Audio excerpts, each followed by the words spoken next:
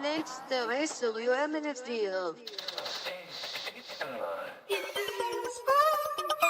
Yamizmaksal, itrak, smasik,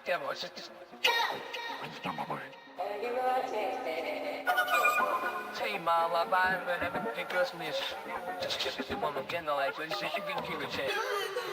Not far, can't ever sort. Okay.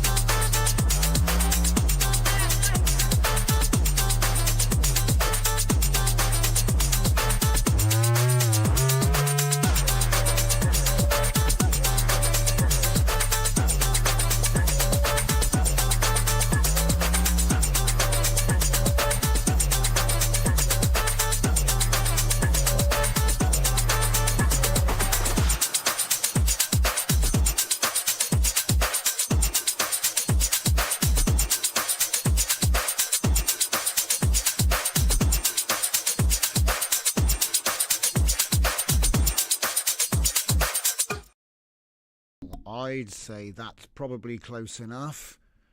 Welcome back, everybody. Today it is the 6th of October, the 7 p.m. We're starting soon, starting early, so that we are prepared for the time shift, which is upcoming. Of course, we're going to lose our British summertime over here, so we'll probably end up being the same time in the end. But here we are at 7 p.m. on the 6th of October, as I say, episode 269. I am Drift Johnson. This is Scuffed Epoch, Latent Space Live. So let's get the music up and see who's here. Stuffed Meat was here, which is cool. Oh no, Aunt Barbara was here. Yeah, great videos. I'm loving the Aunt Barbara videos at the moment. So hopefully we're coming through live and clear. And we're here for another couple of hours of whatever it is that we're working on. And today I want to show you my latest app. It's kind of funny.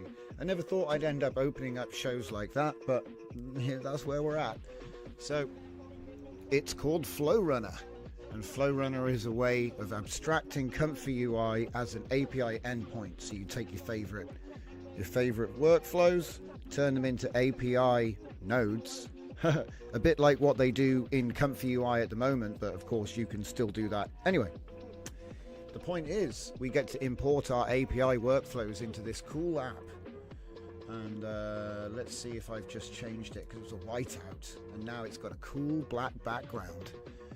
It still doesn't have a true gallery. It kind of just forgets what you were doing, but we're working on it.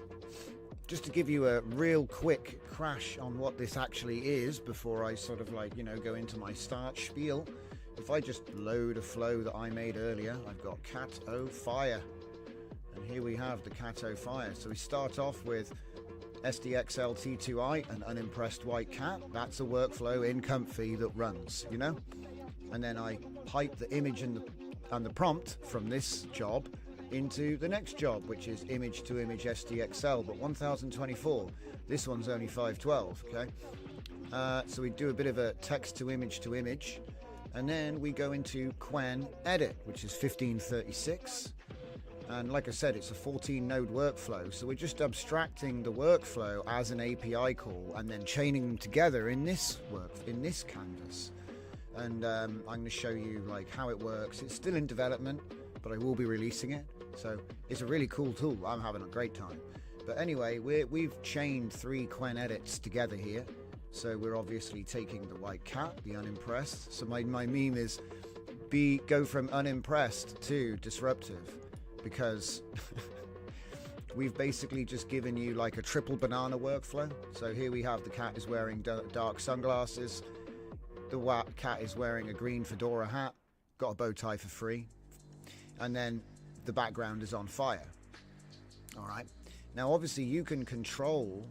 The nice thing about this is it intelligently picks up on some of the parameters, not all of them, just some of them.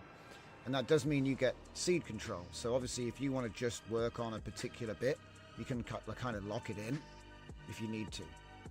I haven't really needed to though, so far. It's using dynamic megapixel sizing, so whatever image you put into the system, it will be. I haven't added any dimensions for the text yet, text to image yet. So anyway, should we run another one and see what happens? The only drawback with this sort of system is that it's slower, obviously, because it has to do a proper cold start when it changes model type. So these two models are the same, but then these three are different. So there's a cold start while it loads Quen, basically, and that would be the same no matter what you do. So I think for fun, what we'll do is we'll add an extra thing here and show you how this works. So I've got an image-to-image upscaling node, which has been hidden somewhere. Oh, is that it? Yep, that's the one. So I've got an image-to-image upscaling node, right? If I'm going to need a text input as well. Well, actually, I could probably take it I could take it from somewhere, couldn't I? I could take it from here. And an impressed white cat, but then it wouldn't have all of the rest. So I think I'll just put a text image in. Just put, sorry, another text input. Put that there. And so obviously we'll take the image out of it, which is the lower one. And we've got some parameters, but all I'm going to do is, because this is quite high, it's for a stylized upscale. I would recommend like 0.15 if you can get it to stick there. There we go.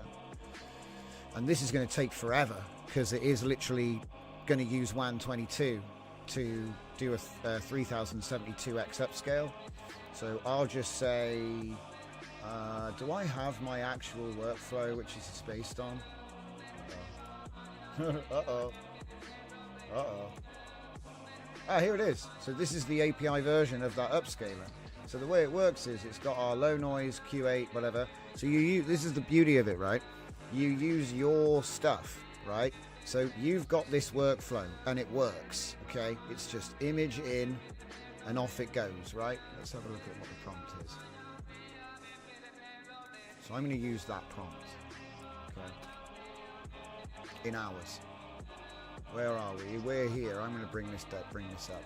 Okay. So I'll put that there, plug it in. So it's going to be the same thing, right? But it's going to take whatever the end of this chain is, and then it'll do our upscale, right? So it is literally this. So if you have any workflow you have, as long as it just has image out, you know, without any special file naming or anything, you know, just a save node. There are rules. As long as you actually have, you know, this is all working on your system, yeah, and an image input, just a normal image input, and then it will detect from the clip text encode, positive or negative, depending on what's in there, basically. It's quite funny how it does it. It looks for stuff like bad and poor, and then it determines this is the negative, and then it will take that as the positive. But anyway, it's quite funny. But it's really simple at the moment. All it has is prompt and image. I'm trying to keep it simple. So the idea is this is a text in, image in, and then it passes its prompt through. So the prompt out is just what went into it. That's all. And then the image that comes out is obviously whatever you made. Okay? And it does it with polling on the history of your Comfy UI instance. So anyway, you go up here, long story short, and you go save export API. Yeah? Alright, now there's a folder in the app where you can put your JSONs, and when you restart it, they should appear. So we're going to be testing that. At the moment, what I've got is a bunch of ones that I added manually, so, you know, that's not like automatic. But let's just run this workflow to show you what it actually does. And like I said, it's in dev, so this is a lot of fun for me. So here we go. We're going to start making our new cat. I think, did I seed him? Ah, it's going to be the same cat, 4242. See, there is nothing like SDXL to make unimpressed cat pics. I don't know what it is. You go to, I guess the earlier SDs were good at it too. It's just funny how Flux, it doesn't really make unimpressed white cat, just makes white cat. I don't know, just an observation. Okay, so we've made our cat, and so now we're going to make the next cat. Have I seeded this? No, this one's random, so it is slightly different this time. And now it's going to start doing the Quen. If we check the comfy back end, we can see it's loading Quen in the back end there. So the idea is we get these cool sort of flow-based user interface trickery, right? Where we're chaining workflows, okay? We take our best workflows and we chain them. And I'm just going to try and make this better. But at the moment what we're doing is we're taking SDXL 512, running that image to SDXL 1024, send the image with a cat's wearing dark sunglasses, cat's wearing green fedora hat, background's on fire, and then we have our final image. And then I'm going to throw it through WAN 2.2 3072 for the tiled upscale at the end. Alright. And so, like I said, it's not trying to replace Comfy at all. You need Comfy for this. It doesn't work without Comfy. All it does is automate chaining of workflows. Ironically, in a flow layout as well. So it's like you create an abstraction layer above Comfy UI where all your best workflows can be designed in a way to be like an in-out process. And then you can put them all in a line and connect them. And then you can make very, very complex workflows with all you could have. There's not really much in this. If there was inbuilt randomization with our prompts and our image libraries and stuff, it's going to get even crazier. But at the moment, I'm trying to keep it simple so that it supports a lot of different workflows. The next thing we got to do is add video support, because obviously it can do that, right? And it would be interesting to just have like a super fast LTX image to video workflow which you can just connect to anything. Make a video, let's make the video from this. Yeah, so I know it sounds flippant, but we are trying to rely on Comfy to be the beast that it is, and then build our abstraction layer on top of that so that we can do these multimodal creative workflows. Okay, this is obviously like a demo where I'm trying to like demonstrate, you know, because normally what you would have to do is you would have to have like 3 tabs open with 3 Comfy UIs, and you'd have to work in one, then save the image and copy it to the next one, or have like a node that picks up the history to do it for you. Then you'd run that workflow, run that a few times, and then you'd take that image and go to the 3rd tab, and it's a lot to mess about with that's a simple workflow. If you were making like a much more complicated workflow, you might appreciate just being able to orchestrate the whole thing. And it opens up the doorway to having an LLM just run these, you know? So you could have like a workflow that you like using, and you could just have an LLM instruct to just do it. So then you don't even need to come into the tool. Once it's in the system, I think we could probably, ironically, build an LLM endpoint that we can make like an MCP for or something. And then you've essentially got like an MCP that can just go and make image. Because I've simplified it down to either you just need a prompt, or you need a prompt and an image. And that's how you kick off the workflows, you know?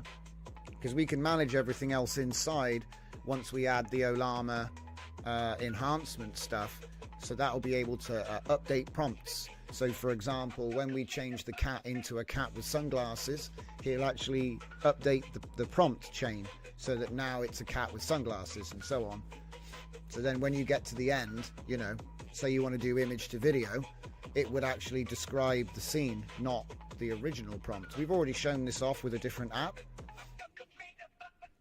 So yeah, and the idea is by using Olama, it's all free. So that's the goal.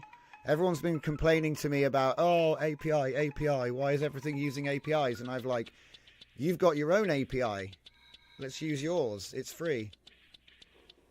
And it's going really well. I enjoy the results. For some reason, we've ended up with the exact same result. Have we? Or is it still running?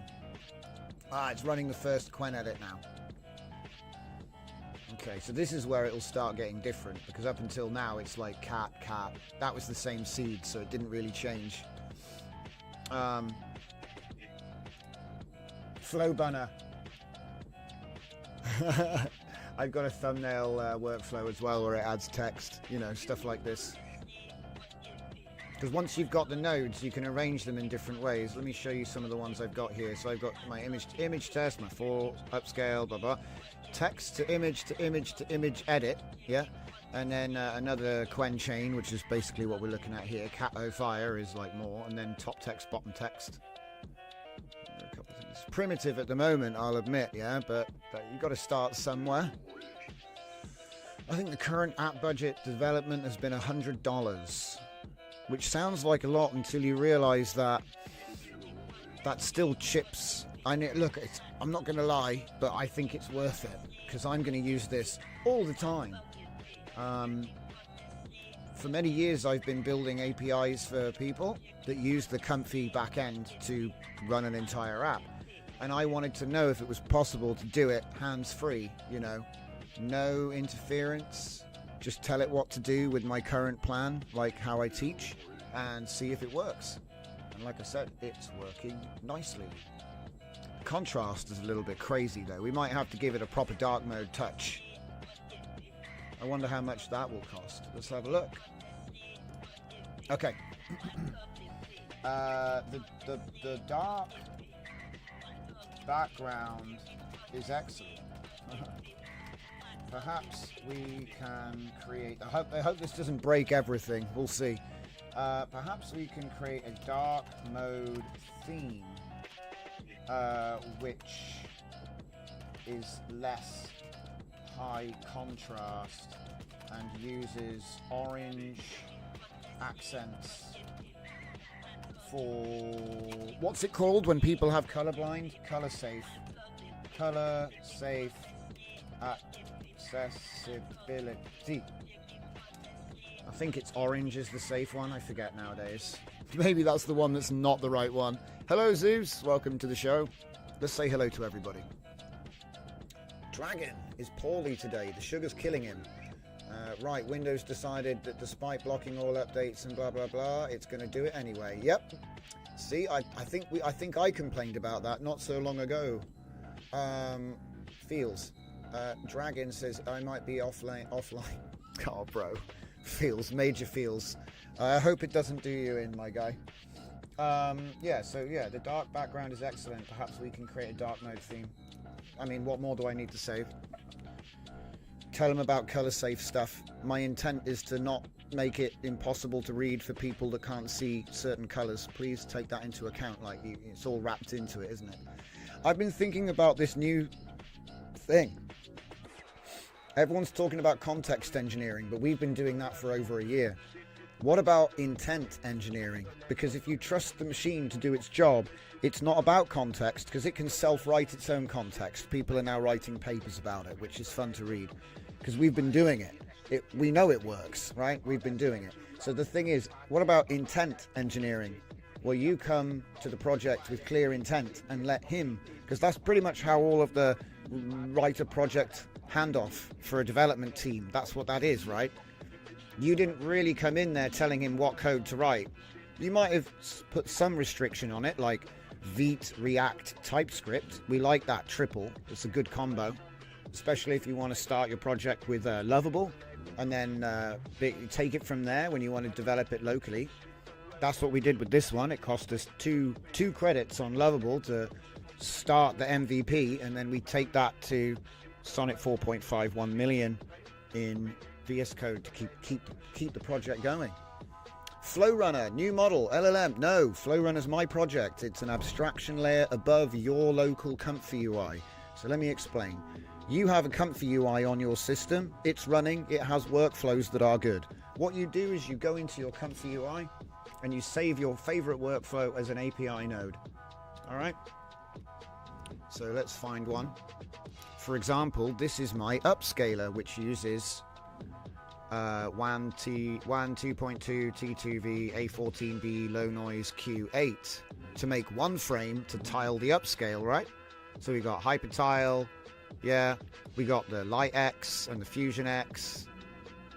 We've got it at 3072X for the upscale. It's using DJZ scale to pixels on the way in, so it doesn't break or blow up, or it's going to sort that out. So it's doing 1536 to 3072 tiled with 0.31 by default, but I would turn that down to 0.15 for less AI introduction of details, right? So essentially you've got image and text in. It's going to detect the clip text in code and some of the parameters from the K-sampler automatically. But essentially what you do is you save it as an API node. That's all this is. You save it as an API node, and by default, if your Comfy UI is running, the app then allows you to chain loads of your favorite workflows. So what I've done for the demo here is I've added my SDXL T2I 512, put a prompt, an unimpressed white cat. As you can see, you've got params if you want, but it's like automatic. So I fixed the seed to get the same cat here. And then we do image to image SDXL 1024. All you connect is the prompt and the image at the moment, that's all. And it's like a pass through. It passes through the prompt that created it, and then it gives the output out. And then up here we've got my Quen edit 1536 workflow, which is image to image. So obviously you give the instruction and the image from, you know, and then we've added the sunglasses, added the so it's the same thing we did with context, and it goes into canvas map. Yeah, I mean, what's happened here? Is it something gone wrong? Did I blow it up? No, look, it's still doing it. Look at this. Oh my god, it's still doing it, dudes. This is a big one because this is you know, this is the big boy upscale. It's going to be funny to see. I'm not, you know, it's going to be fun. But yeah, obviously the only restriction is with a local, your local Comfy has to do a cold start whenever you change a model. So if you keep that in mind, you know, because this doesn't make it faster. It just makes it easier for you to make a workflow that chains lots of your favorite workflows together. So you can just look at that as an on-top workflow, you know. So we go up on top and abstract the workflow APIs as nodes. I know it's like, because that's the thing, this isn't to replace Comfy at all. You need Comfy for this. It doesn't work without Comfy. We're just exploiting our local endpoint to get this kind of functionality, because normally you'd have to have loads of Comfy tabs. That's how we all do it. And so what I'm proposing is Flow Runner, which basically sits on top of your Comfy UI and allows you to just treat a workflow as an API node, just like how they're doing ByteDance and VO3 as API nodes, right? I'm saying, okay, what about if all your workflows are now nodes? And then obviously you can design them with that in mind as well. One thing I am going to add is an Olama interface, so you can do text manipulation in here as well. Obviously you could have that in your workflow though, so it's kind of irrelevant, do you know what I mean? I just don't know what the limitations are. But at the moment it's looking pretty sick. So I'm having a great time making this thing. I think it's trying to make me a dark mode at the moment. Let me just double check what it's doing. So we're doing color safe stuff for visibility. Do you know what I mean? So it's probably going to completely change now, guys, but I have made sure all the functionality works. Let's hope he doesn't break it all. Okay, so yeah, a workflow of workflows. Doing put in abyss there. Yeah, I guess so. Yeah, it is a workflow of workflows. Exactly. That's exactly what it is. Because I figure, right, a lot of the time we're using 3, 4, maybe even 7. You know, you've got a bunch of workflows that you use for different tasks. And I thought, can't we just kind of just put that all together in a canvas, in a React canvas, and treat it all? And I think actually you might get a slightly better performance, because a really big workflow, it has to be drawn on the screen. So if you're using an endpoint, it's headless now. So there is no Comfy UI interface. Now, I can't say that my interface is actually better or anything, so I haven't tested this, but just in theory, you know, it doesn't have to do all of that. It doesn't have to provide you with any of that stuff. It just kind of processes the workflow and then sends it back. So I will say it's only as quick as, you know, so if you set up a bunch of workflows that are SDXL Turbo one step, right, and they work, and then you import those as API, it will give you the buttons so you can drop them in and chain them up, right? So it's like, but it depends what you want to do, doesn't it? It's like, what are you doing? So it's like, it's only going to be as quick as it was. It's not going to make it like faster. It just stops the faff of having to constantly go from here to there to there to there. And I often lose track when I make a long thing and I'm like, okay, batch these, batch that, get this folder. Even I'll lose track and this means you can just kind of map it out and let it run. So I'll admit it's slower, but there might be ways to address that. Do you know what I mean? But at the moment, yeah. Because obviously it'd be quicker to make like 100 images in SDXL and then go to the next one, make 100 images in, you know, but I'm not trying to make it quicker. I'm just trying to make it more logical. So you can go, well, I want to make an image with this model, and then I want to send it image to image with this prompt, and then I want to send it to Quen and add a hat or something, or whatever, right? Then I want to send it off to somewhere else and put it into a different style. Yes, yes, and then you can just stack the workflows, yes, yeah. And then if you need to come in and like make changes, you can do that too. So I'm just making it look cool now. But we're going to release this one open source. I think it's actually really cool. I'm going to keep developing it as well. But it cost us $100. $100 dues. So that's the episode 269 special. I told you I'd have something for the 69. But you know, we try our best. Hopefully it's not hilariously broken when people try to install it. I'm thinking about going for an Electron as well. Look at these guys. The Recon, the Ghostwriters Association. They keep ringing me up, but I already told them I'll sell them ghostwriting if they need it. He said, "Are you trying to replace us?" I said, "Yes."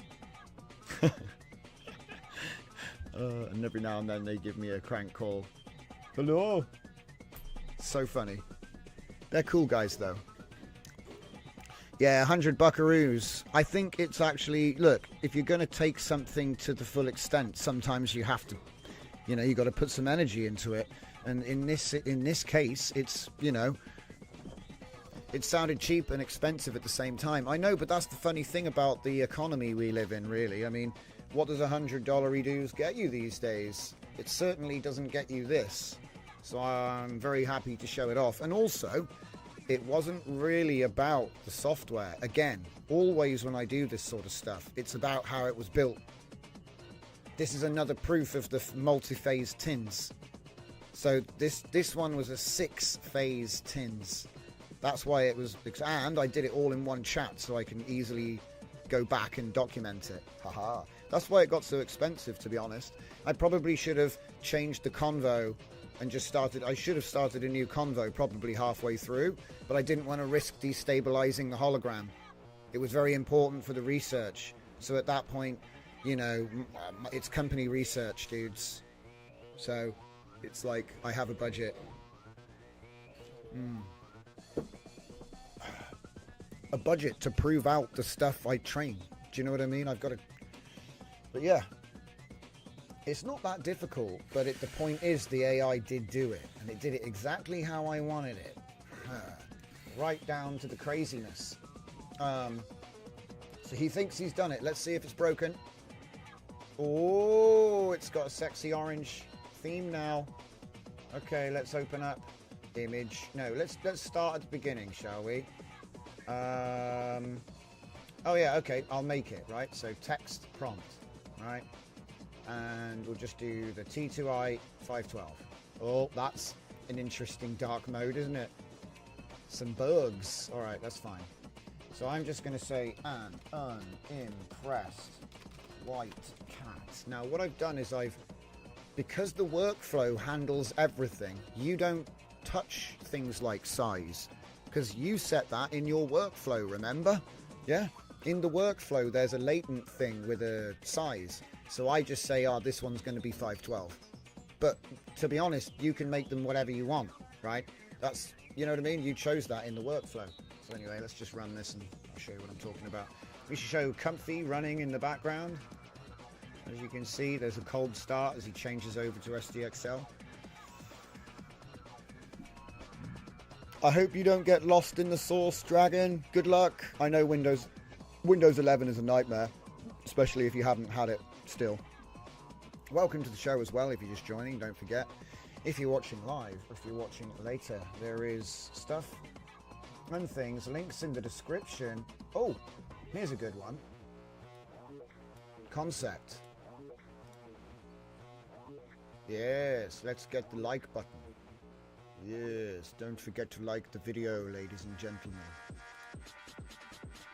Yes. Not actually coffee time yet, but a nice little modification. Anyway, dropped that in the video earlier. We were talking about it. I think we can do better than that. And the way we did it was super easy as well. Check it out. It's literally 2 layers.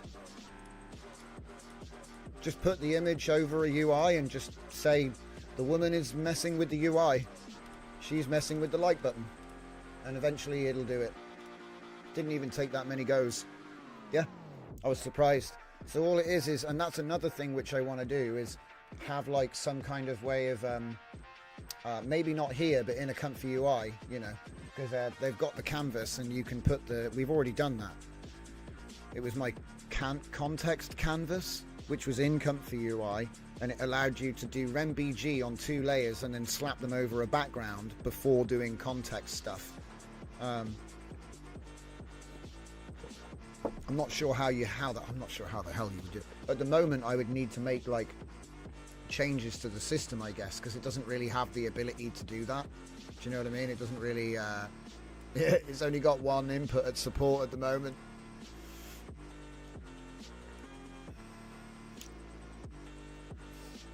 But yeah, all this is just an abstraction of the endpoints that you always have running on your machine. Or, you know, if you have Comfy UI, you already have the API endpoint. All I had to do was start my Comfy with this command on the screen. Okay. And that basically means that this app is able to talk to this Comfy. Now, interestingly, you might, if you're astute, you might notice that localhost 8080 is just a normal address, and you'd be right, because when you go into the options, you can choose what the URL and port is. Now, I theorize that you should be able to use an external IP and stuff, but there's additional changes that will need to be made to have that work. But there shouldn't be a problem with you communicating with like a run pod Comfy UI, provided that it was started with that, as long as it was started with something that matches. You know what I mean? This is like the handshake. Basically, that's how you are able to talk to it. You know what I mean? So obviously, if it's external, I figure you have to start the instance with. Anyway. I'm sure there's documentation about it in the app, or there will be. So I'm not going to go on about it. But the point is, it is for local users. But if you don't even have a local Comfy, I believe you'd be able to do this as well. The only catch is you have to make sure that the workflow nodes that you are using are, you know, run on your Comfy, right? So any workflow that runs on your Comfy can be turned into an API node. What's this? Yeah, this is the image-to-image one. So one thing I did was I used the automatic scaling so that we don't have to worry about what size it is on the way in. It catches it and just makes it the size that this model wants to make. Obviously, if you want to make it bigger, you can do all that stuff in here, as we showed with this one, which is a 4K upscaler with tiling using WAN 2.2. And it works.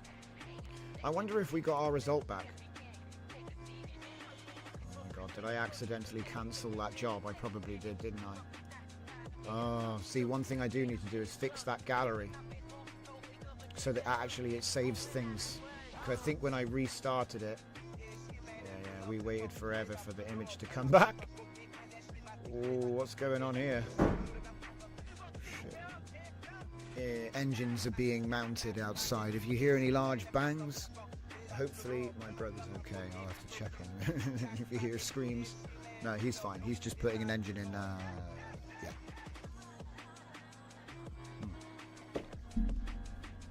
He is fitting Doritos to Japanese vehicles. Living the dream. I think I might have got ahead of myself there, you know. I think I might have like accidentally told it to do. Oh, hey, look, it's a test, right? I think it was still generating that. It says Quen image. Quen image. What did I do? Did I break it? It looks like I did something. Oh well, maybe it'll figure itself out. I don't know where the image is going to go though. I'm pretty sure it's not that anymore. Oh well, it's not a problem. So we've got our dark mode, right, that's the next thing I need to do is the gallery. At the moment, when the app is refreshed, all the generations disappear. We can implement a true gallery with using this, which uses disk storage in an outputs folder. Yeah.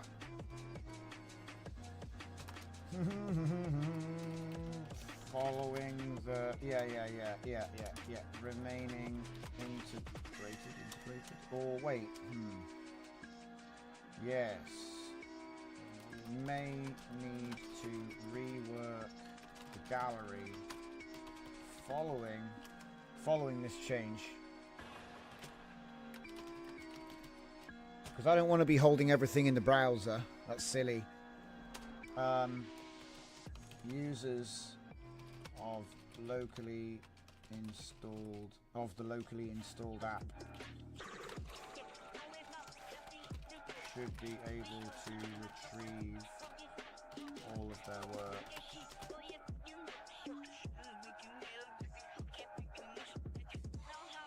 Yeah.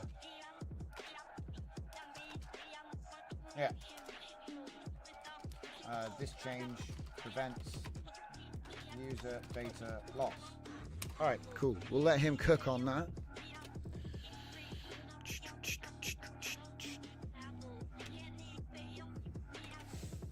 Ah, we got our cat back. Cool. He looks suitably unimpressed. Alright. Well, I don't know what happened to the upscale of the... Waited ages for it and it never came because I got impatient and did something else. And I haven't actually implemented the proper gallery yet, so I need to do that. Let's do that. Alright. So this is still in dev, it's not released yet. But I think it works well. Chaining things together is super cool. The one thing I do want to have a look at today is integrating it with Olama. That way you'll be able to choose an Olama model. Probably might put it up in the settings area. Probably would make sense to put it up there. And it should populate a model list, so you can choose a model and then we will add, you know, built-in nodes like text and image, and it will be simply an in out, I think. And then potentially we have a system prompt input and then use the ENH system that we've already got, so then it's just like MD files.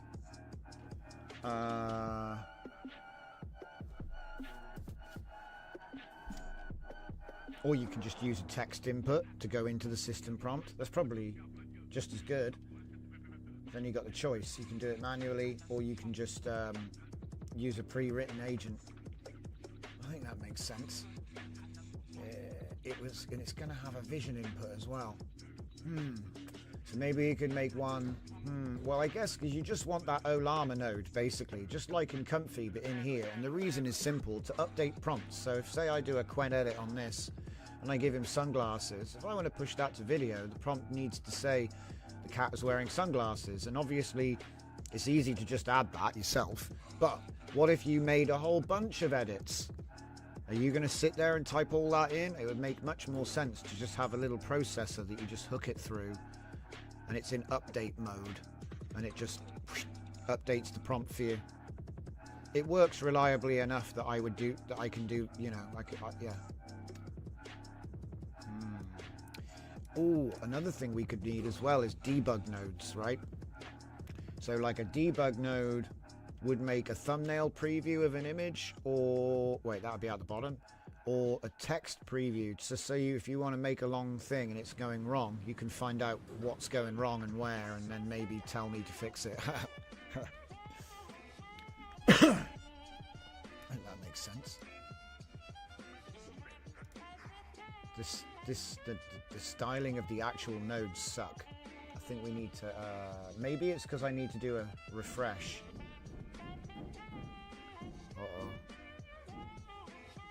Oh, he's alright, he's alright. But then makes you think, you know, like, what if I wanted to do face swap, right? Say I wanted to do face swap. I got a face swap workflow. I could just whack, you know, it's image in, image out. There isn't even a prompt.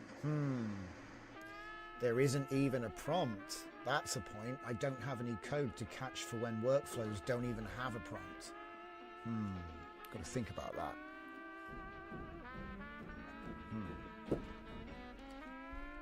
I suppose you could make a fallback, so if there's no prompt plugged in, it just sends a dot. Well, it can't send a dot because there's nothing to send a dot to. What fun. We'll figure it out. So let's see how he's doing. Okay, now IndexedDB in browser, later optional file system for desktop app, future cloud sync support. So IndexedDB in browser is what? What's that? Hold up, I need to read what that is, just to be sure what he actually means. I got an idea. Fetches URLs from the output directory. Right, so that means as long as you don't delete or move the output directory, it will be able to see the outputs, because it's actually looking at what's in the output folder. Okay. Because it's a web app, this is part of the problem.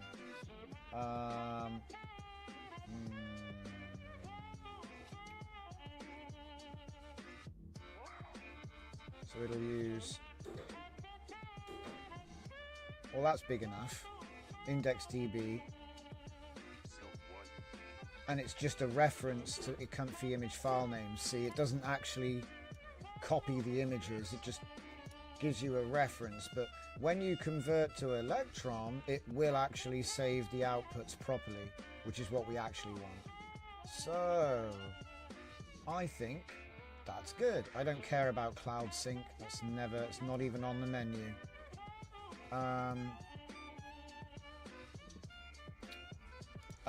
Okay, I'm going to tell him. We can drop phase 3. We have no intention of supporting cloud save, cloud sync. Yo, Full Dive, welcome. I'm doing great today. Glad you could join us. Let's see who else has arrived since the last time I checked the chat. Fernicar is here. Battlecruiser operational, liked and subscribed. He's so late? I don't think so. I think I'm early. Normally I start in 15 minutes, but the time shift is upon us. Dragon, right, 10% left on Windows 11. I expect to get bricked in the next 15 minutes. I'm not sure when he said that, but... So, okay. We're all here. Welcome to the show, everyone. Don't forget the links are in the description. And like the video. Alright. What's this? Auto-delete oldest when limit reached. God damn. It's okay for development, but not something you want to read. When you go to the proper Electron app, it won't do that. It'll just save them. It'll just save images in files until there's no space. So I'm not too bothered. It's just a development thing. But essentially, we're just adding a proper gallery now, because the app is working. In case you missed it, Flow Runner is an abstraction layer above Comfy UI that uses your Comfy UI to run your favorite workflows in chains. That's what it does. It's a chainer for your Comfy UI workflows. You just save them as an API workflow, and that allows you to use them in this. All it does is run API workflows and has a bunch of logic to deal the chain. That's all it is. No tricks. For example, we can do our Cato Fire. There is SDXL, text to image 512, SDXL, image to image 1024, Quen edit, add the glasses 1536, add the hat 1536, and make the room on fire 1536. That's your basic chain. So it's basically doing SDXL, text to image, image to image to make it bigger, basically. Make it small, make it big, right? Yeah, add the sunglasses, add the hat, add the fire, so we can go from unimpressed to disruptive. And like I say, this is any of your workflows. So obviously we go into here, we have a WAN 2.2 tiled 4K upscaler. All right, we save this as an API workflow in Comfy. Save it as an API workflow, and then I've imported it into the app, and it appears as, oh, did I just break it? And then it appears as this node here, which exposes automatically some stuff, like I would say turn the denoise down. We need to change the color of the actual nodes. It's not dark mode. It's being developed right now, guys. The reason it keeps popping in and out is because he's actually writing code. I'm such a bad guy. I probably shouldn't do that. It'll be all right. It'll be all right.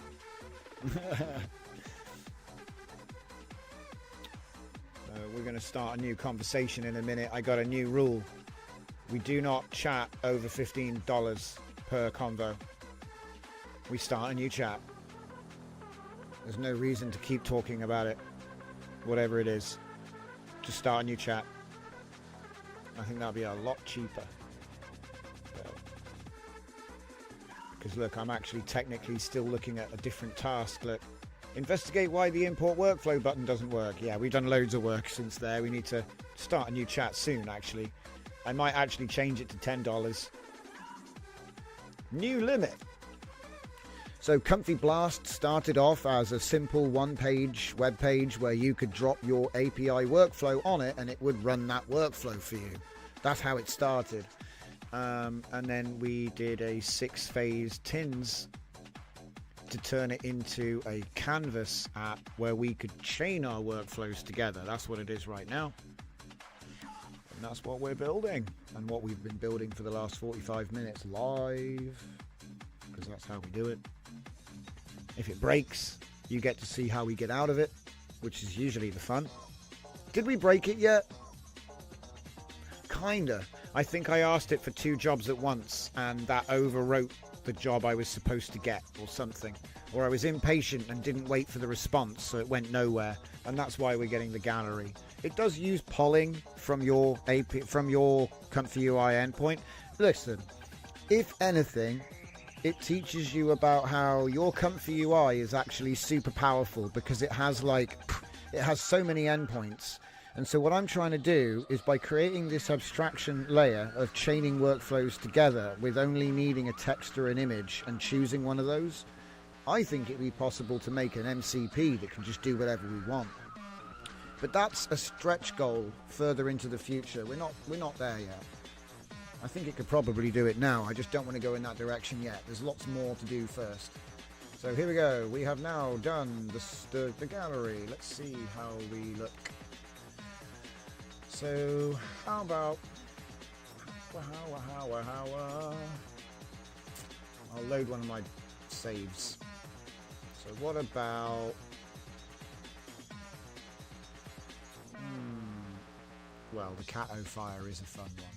So like I say, I just change the seed.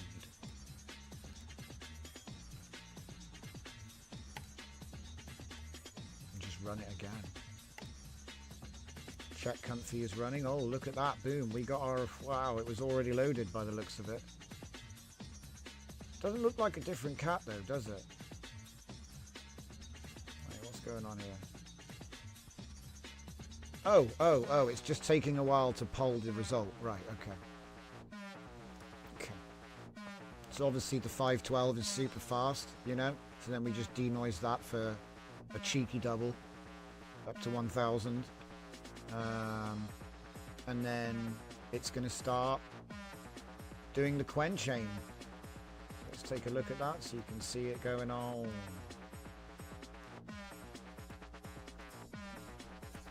Well, I'm quite happy with it. I think it can get more advanced by adding a few more features and, you know. But at the moment, it's just simple image-to-image chaining and text-to-image chaining. Obviously, you can add an upscaler if you want. I do want to do image-to-video. But I'm thinking we might do LTXV because it's just fast, right? I'm thinking we might do fast video first, you know? I mean, if we can get WAN running fast, great, but I don't know. LTXV was always the champ when it came to speed. I don't know. I haven't tried it for a while, so I haven't seen the latest model. So I think that might be worth looking into. But again, it's whatever you have on your machine. You know, I haven't tried to make it so it's like, I mean, obviously if you were to load one of mine, it might not work because the model name might be different, you know what I mean? But the idea is that you bring in your API nodes that work in your comfy. So we know they work because they already, you know. And I've done a couple of things to try and get around like automatic scaling with megapixels, so it doesn't matter if you come with portrait or landscape. Automatic rescaling for the tiling. It's all divisible by 32 because in this case it's a video model that we're just using one frame output. It's kind of crazy little trick. Works well though. Currently we are quenning. Yep. Quenning to do the editing. Obviously you could make context nodes, right? And also, you know, the irony is the external API nodes now become abstracted into this as well. There's no reason if you wanted to use those, you can do that too. But I need to add the video support. I'm still working on it. This is just a wrapper for your own local comfy API. Because I just wanted to remind people that, you know, you've actually already got all this on your computer, and we can actually automate the workflows in a chain like this. And even though it's slow because you're doing it on your own system, it's free. Now, obviously, if you have fast workflows on your system, it won't be slow, will it? I'm just using, I think this is 8-step lightning with Quen image edit. I think that's what we're using. There may be faster versions of it now. This is quite an old workflow. But because all it does is import a Comfy API workflow, and all it does is make requests to the Comfy API, I wouldn't say it's future-proof, but you know, you don't need me to update the app to make it support a workflow. If the workflow runs in Comfy, you can bring it in here and chain it. The only thing I would say that does restrict it at the moment is, right now, all I have is an image input and a prompt input, and a prompt output and a text and an image output. Now, I can make, what I plan to do is make it so that the image input can be a batch and it will dynamically detect, right? And like use the Comfy UI format and everything so it's compatible, yeah? So then you have the ability to put multiple images or video and it'll like detect, do you know what I mean? If it's like, oh, if there's a lot, it's video, you know, just... Anyway, I've got to figure that out. I've got to make a nice, cool engineering solution for, you know, when the user wants to put in video, a sequence of images, a batch of images, or just one image. I want to have one thing that does it all. Because that's what Comfy does. So why can't we do it, right? Because it's just a batch, isn't it? A batch of an indeterminate length. And then that gets used by the workflow it's plugged into, is what I'm thinking, right? As for the output, it's the same thing, isn't it? It could be one image, it could be a batch of images, and then I think you've pretty much solved it. But I'm sure there's going to be some nuance I'll snag. There's going to be snags. But the simple concept is chaining workflows. That's it. Chain workflows as endpoint requests to your own local Comfy. So it's free. Because we like free. And I think that it's built in a way so that if you use an external comfy, you can just use that URL and port. But there's a disclaimer there because networking can be hard and security is a thing, and maybe it's not quite as simple. But we'll test it as running on local first, and then, you know, take steps from there. At the moment, I just want to make sure that, you know, you can just do things reliably, which it does seem good for. Because, again, it's quite primitive. All the workflow is doing is automating a sequence of workflows and allowing you to maybe alter some of the parameters, like the text prompt, or maybe some of these here. Say, for example, in the Quen edit, right? It does have, they all do have steps, CFG, denoise, seed, and an override for the edit instruction. But to be honest, you just need to connect to text, say do something, and it'll just, that's really all you need to do. The only thing about running, you know, when you change from model to model, obviously, look at this, 15 minutes. I think my comfy might need a quick reinstall. Yours is probably going to be much faster than this. I seem to have these issues with my comfy after a time. Well, ooh, hang on a minute. Right, I got 1 minute. Where are they? Where are they now? Is that her? Where's the video? Where's the video? You gits?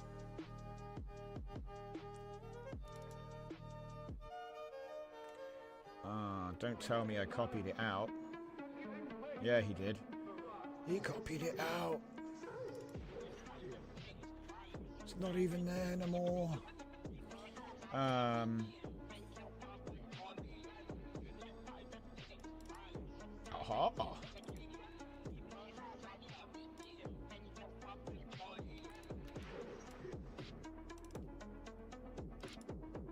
All right, coffee time, ladies and gents.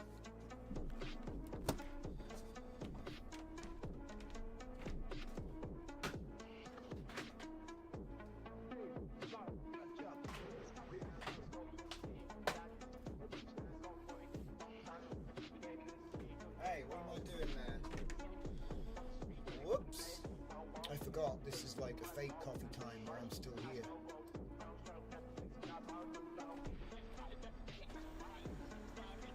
It's the new one we made yesterday, so forgive us if it's strange.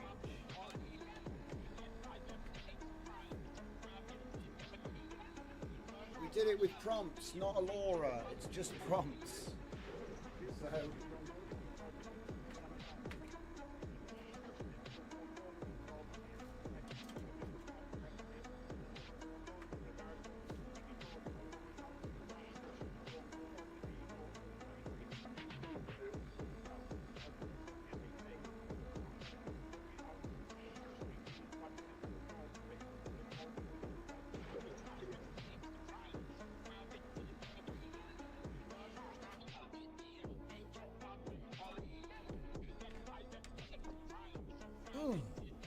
I'm not quite sure why Thor is so voluptuous. We can blame China. This is all ByteDance.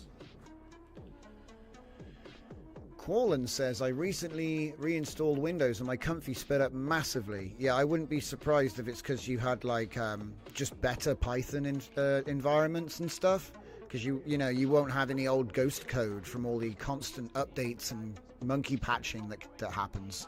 I don't know, that's what it is, but you know, that would be my ultimate first suspicion. You know, because I get the same thing when I buy a new laptop. I'm like, damn, everything's so fast, you know. And I think it's because like my computer's probably got like weird CUDA files that shouldn't be where they are, because they like move stuff around sometimes and they don't come dead. There's ghost data slows it all down. So I think that might be why. But you know, so it's less Windows and more, all your caches are fresh, you know, no, yeah. Ghost code. Oh my god, she's got extra hands. All right. Oh, we haven't even nearly done coffee time. So let's show the old coffee time for comparison. This was 6 months ago, if you want to see the difference. And we obviously had to do a bunch of special effects because the quality was nowhere near the same. So this is March. This is coffee time video from March. I put a load of special effects on there, mostly because it's, you know, like 480p I think it was, or 720p we managed to squeeze out of it.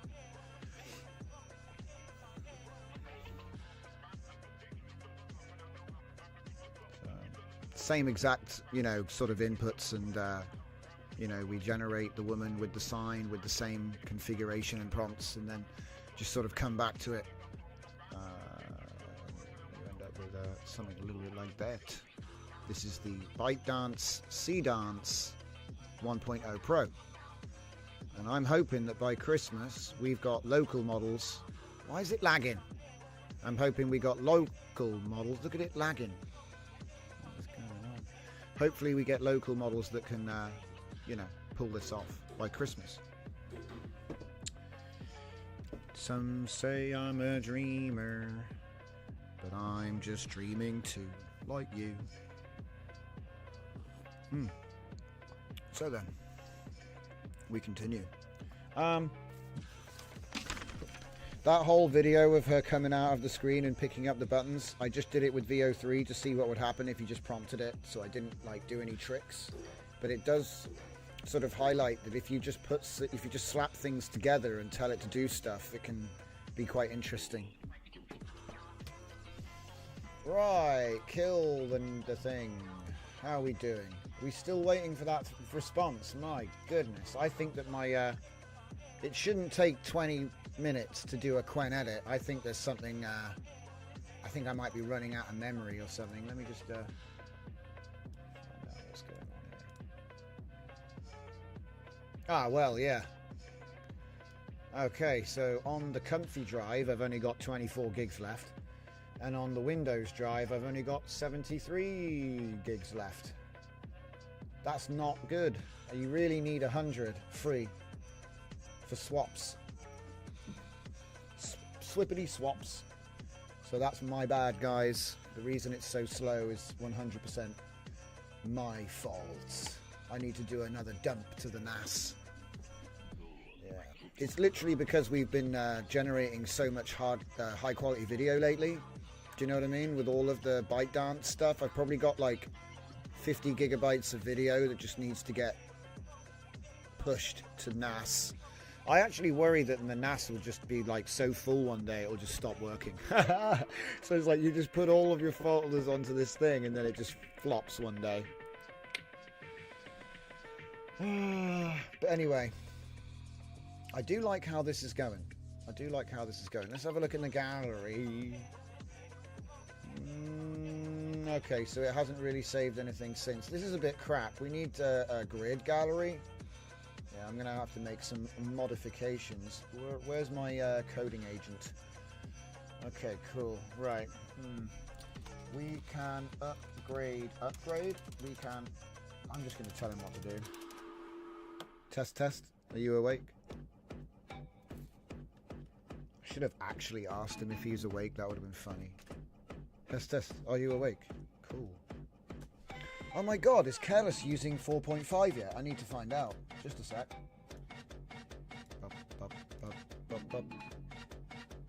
Open router. It is. I just needed to make sure. So, okay, cool. If you don't know what Careless Whisper is, it's just another one of my... Do you know what? I hate to say productivity app because it's kind of taken on its own cheesy meaning in the AI space. And I'm not going to say it's like the best thing ever because it's got bugs and whatnot, but it works reasonably well.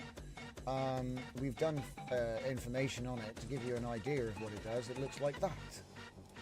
So Careless Whisper is an app that sits in your system tray, you know, down by the clock. And when you hit buttons, like I've got a custom keyboard and I've mapped Shift F1, Control F1, Shift F2, Control F2. And essentially it puts OpenRouter or Olama in your clipboard. That's what it does. So you push the button, dictation. It's like push to talk, right?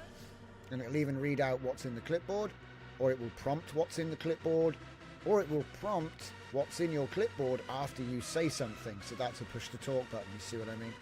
Anyway, it's quite useful. I do like to mention it because it's open source and you can just make it yourself. All the repos are on GitHub. It's super sick. Just looks for Careless Whisper v3, which is what this one is. Alright, so with enough of the self-plugging of the stuff, I just think it's a useful piece of kit. I always use it on the show. Whenever you see me just talking into things that don't have a mic, that's how I'm doing it, right? I've got my own AI in the clipboard, you know? Alright, so now it is going to fail hilariously because I just like pumped it up. We need to upgrade the gallery so that it uses a tile-based grid. We do not need full-sized images, but we should use moderately sized icons or thumbnails. I think icons or thumbnails, maybe just thumbnails. So, thumbnails. There we go. Yeah, there we go. And then, like, what did I just say? Gallery so that it uses a tile-based grid. We do not need full-sized images, but we should use moderately sized icons or thumbnails. Cool. Free. I like free.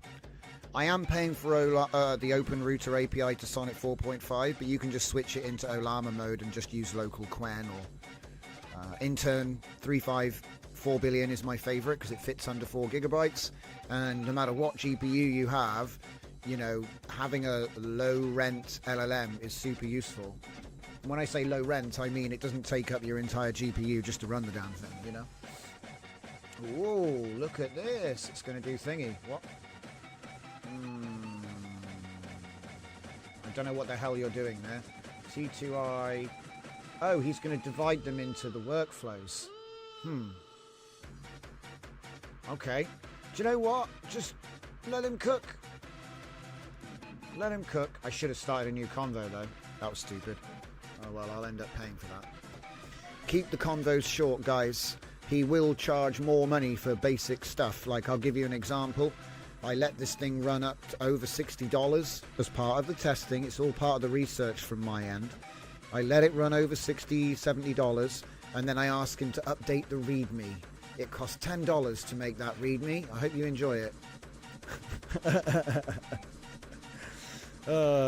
Good times. And there was no reason for that README to be $10. It's just purely because he was taking into account all the context when he wrote it, and you don't need to do that. You can get him to just read the project fresh, and he'll still write a good enough documentation. He doesn't, you know what I mean? A lot of people say, oh, you should write the README last because he's aware of all the changes you made. I argue that's really expensive and probably too much detail anyway. You should probably just start a new convo and say, read my project and write the README, because he's going to read the old one, and that gives him a place to start from. So then really he's actually going to look at the difference between what was described and what he sees, and then he'll make the required changes. So you don't need him to be aware of the full task chain at all, and it's just a needless token multiplier. So to be honest, I've never tried. Let's do this. Let's compact the task, which is a nice new feature. I have done it a couple times, but never showed it. You can click this. I just want to know what happens if you do it. Okay, because we've just finished that, right?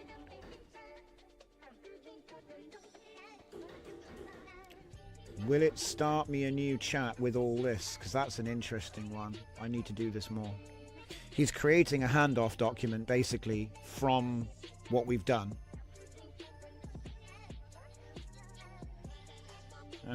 All the changes. Very cool.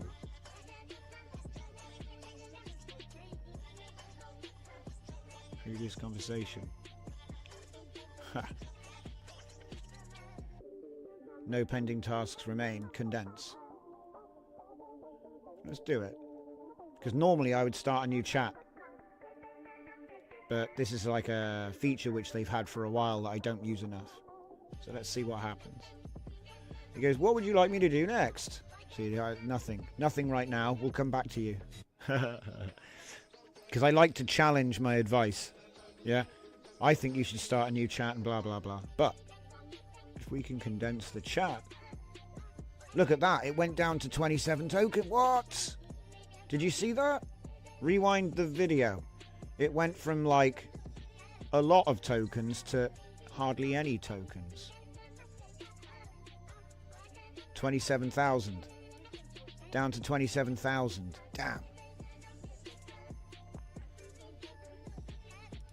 So that will be cheaper. Might not need to change it then. Nice little button there. Compact task reduces number of tokens used by summarizing the task. Because technically we got to the end of the task now. So this is where I would start a new one. But let's see if we can challenge my assumption here. You know. All right. How's the app looking? It's broken. Why are all of the... Has it tried to make a gallery in every single... Okay, well, it kind of did it. Sort of. Kind of, not really. Lots of unimpressed cats. Awesome. Gallery 4 images. So we only seem to see in the gallery... Wait, so hang on. If I select this one and hit gallery... No. So I'm not quite sure what it's doing. It seems to have done something weird. Oh man, now we've got to describe that. I'll just roll back. Let's go and talk to him. The gallery is only showing images saved from the T2I node, workflow node. Flow node, when we should be able to see all the images which were generated by our requests. Okay, that's number one. Number two, the workflow nodes themselves are now 4 times wider for some unknown reason. I love that one, that's a great one. For some unknown reason. We can check the last changes made for mistakes. Okay. Workflow nodes themselves should only show preview. Oh, what is it? A thumbnail. Yeah. A thumbnail.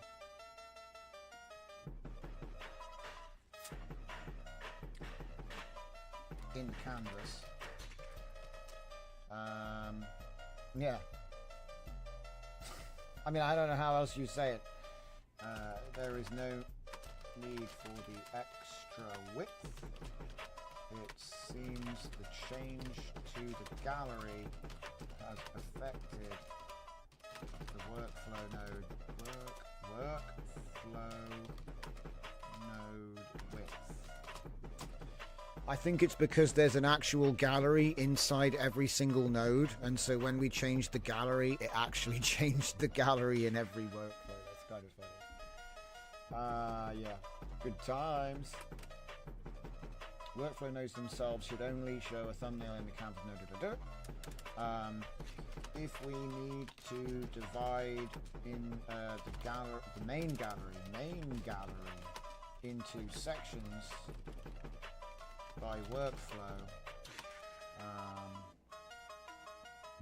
that's a bit weird, really, isn't it? Because how does it know what the names of the workflows are going to be?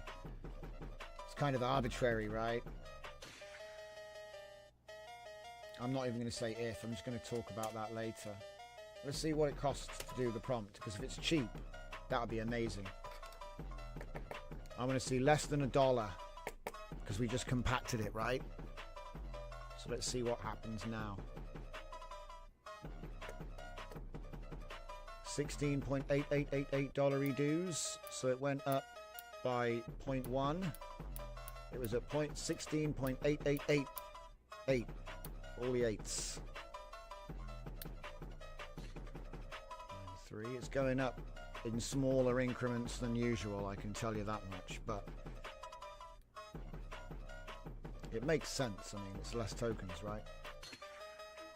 The question is, what happens when he actually does something? You know? Will it go straight up to the full rate? And will the token bloat? You know? He's already nearly doubled the tokens, and we haven't started working yet, so... It's still relatively low, though.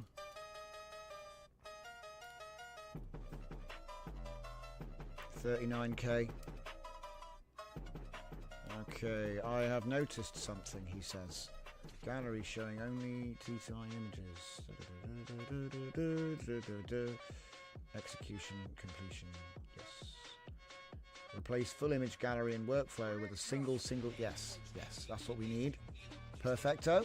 It might even stop the workflows from being ridiculously big because it was actually showing the full 4K image in the node. You know, just like boff. Probably we only need to serve the thumb.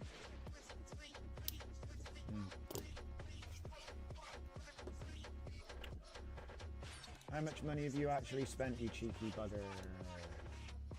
You have spent another $10. Not lying. So since the last 16.88, so it looks like I said, he's working now and he's gone up by 20 cents-ish. Almost 20 cents. So that's a lot cheaper. So yeah, that compact thing, I'm going to be using that like, I'm going to be hitting that thing so hard, it's just going to wear out and break. $17. Because it's actually much better than manually trying to do it yourself. Or is it? We don't know if it's... we might be able to do a better job of it, actually. But I would suspect it's doing a similar thing. It's probably running a tins on the entire conversation and then compressing that into a summarized document, which it uses to inform the new token context. So effectively cleaning out all the stuff that it's actually done. And only keeping what's been completed, I guess, perhaps. Maybe just changing all of the tasks to past tense and compressing it.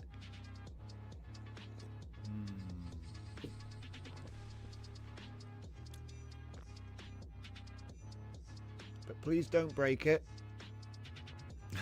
Please don't break it.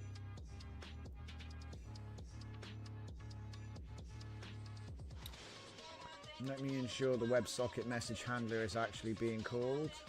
Okay, cool. So far, so good.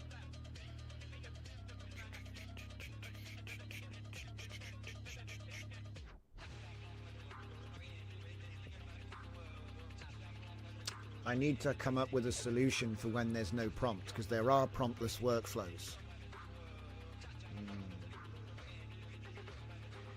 Because at the moment it will say it'll fail if there's no prompt. You know, there is logic to check that you actually put a prompt in. So I need to come up with a new mechanism for workflows that don't have a prompt. I mean, I think when you import them, it detects the inputs. So it might be that in the case of detecting a workflow with no input, you just don't give it a prompt. So then it doesn't look for, you know what I mean? You don't give it a prompt input. And so then it only wants an image. It's an image-only processor. I've got loads of those. We have loads of those. So, because when you think about video processing, it's a sequence of images. There's no prompt anymore, you know, a lot of the time.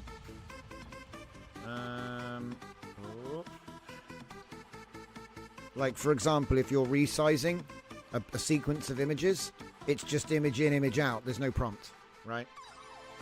When you run different workflow, check the browser console for whether the workflow is complete, if WebSocket completion is done, if images are saved to index, and any other. Okay, so we've got to do some debugging.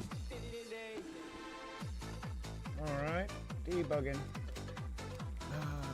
So let's try a text input and a TXT, XD, XL We'll say our favourite unimpressed.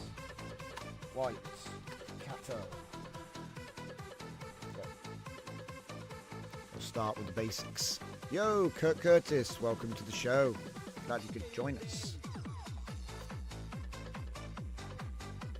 Ah, Dragon's back from the big reboot. No faith. No faith. he's got his Windows working, guys.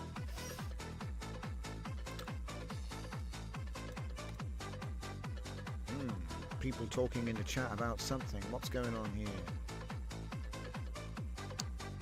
Video quality is crazy. What are we talking about? Oh, that was from the Coffee Time. Yes, the Coffee Time from ByteDance. ByteDance Coffee Time. Yeah, the video quality was pretty good. The thing is, I was lagging out. It was like jittery because my system was lagging out from all the nonsense. I'm running out of memory, guys. It's my fault. I'm having issues.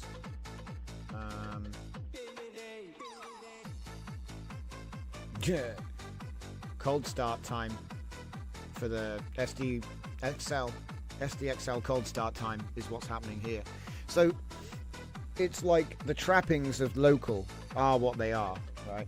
If you've got a local setup which has some kind of method for fast switching, and if you've got because you can get nodes that help with this sort of thing. If you've got it set up that way, then you're not going to see the same slowdown. Also, if your system, it's about your system. If your system is fast, it'll be much faster.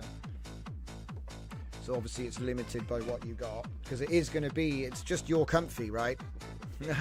It's literally just your comfy. So as long as your comfy works, this will work. And all it really does is chain workflows. Let's see. Oh, yeah, now we can actually see a missing image. The cat is wearing sunglasses. Okay, so we've got 3 images stored now. That one was actually missing. Oh my god, what is going on with this? They put the delete button next to the close window button and it's overlapping. Bloody vibe code. Why would you do that? I might have to actually have a little word with them in the chat in a minute. A stern word about stupid UI placement. What are you going to do, eh? So we need a bit of padding to stop the delete everything button from being overlapping the close window button. Oh dear. Exit bank or delete funds button right in the same place. I like it. It's like a Black Mirror episode. So I think next, Olama integration, because it does work.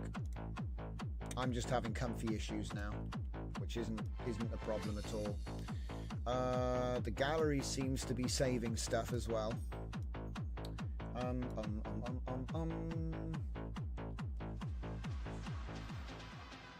So yeah, I need to do the Olama stuff. Right. Question is, do I even need to give Claude 4.5 any instruction on that? Okay.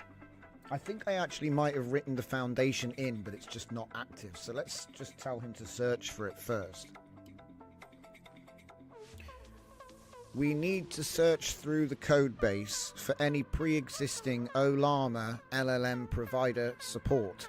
If we do not find it, we will need to add the Olama LLM provider support. We can start by adding the model selection and URL for the default Olama access point in the settings modal below the current Comfy UI API settings. And that will do. I think that will probably do for now. I'm just trying to think. Because I don't want him to make a node yet. Maybe I should describe a node which is text in, text out and has a system prompt input. I think we should probably talk about that.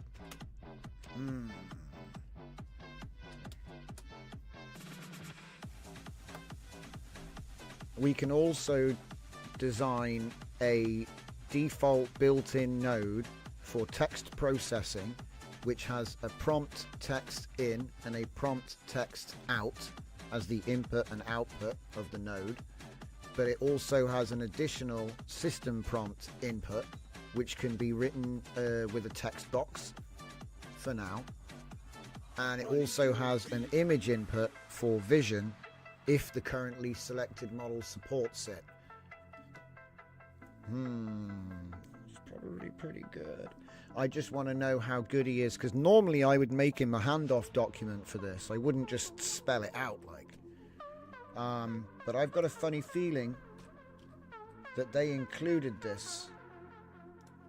Got a few spelling errors there. He actually got it right the third time, which is funny. I just want to make sure that I'm not going to step on the toes of code I've already written. And we're going to go from here. This would definitely be a new chat, so we're going to put this compression thing to the test. It didn't go up by $100 dues. It only went up by less than $1 for the last change. So I'm happy that that compression thing works. That works great. Are we surprised though? Of course it works. It wouldn't be there if it didn't work. I just don't get into... I'm not in the habit of using it enough. I need to get into the habit of using it more.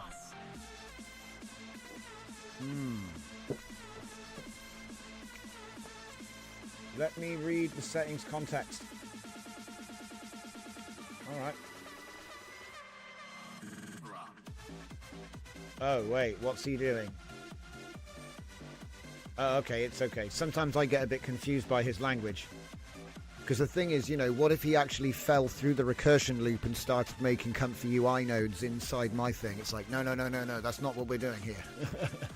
We just run API JSONs. That's all this does. All it is really is a canvas-based JSON orchestrator.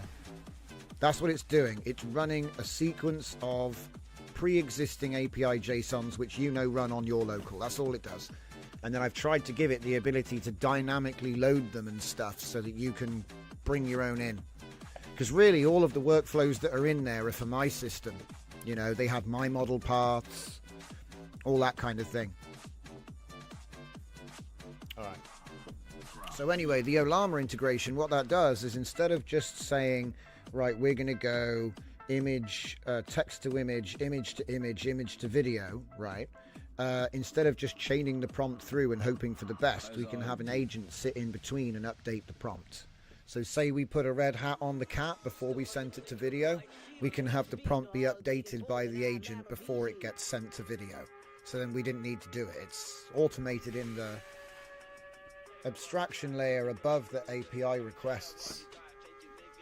And this is what a lot of the big websites are actually doing, you know. Obviously they don't all use Comfy UI, but chaining LLM outputs. Love it,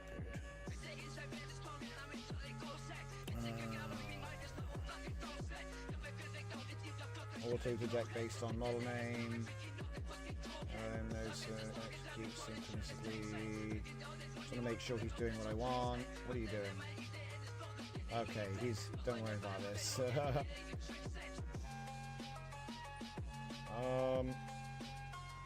LLM processing node, new node type. Okay, I need to read it all. Come on, where's the top? Here we go.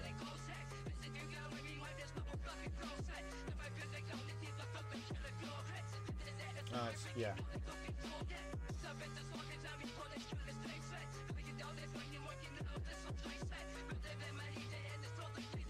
Okay, because you can have an Olama node in your workflow. Just pointing that out.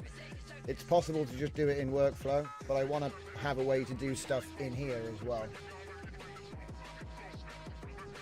Just gives you more options.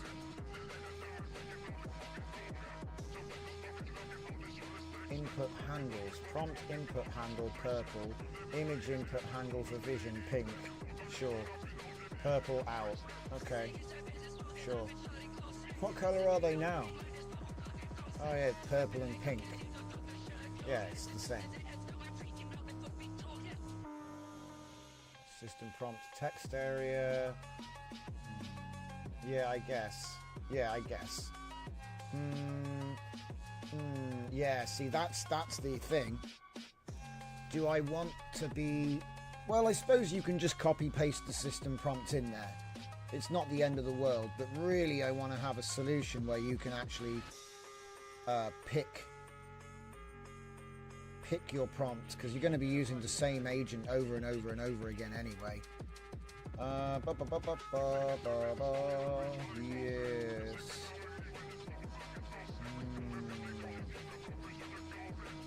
Collapsible system prompt section. Yeah, compact view and also okay. Yeah, this is cool. Flow. Because we're trying to do free now. Free.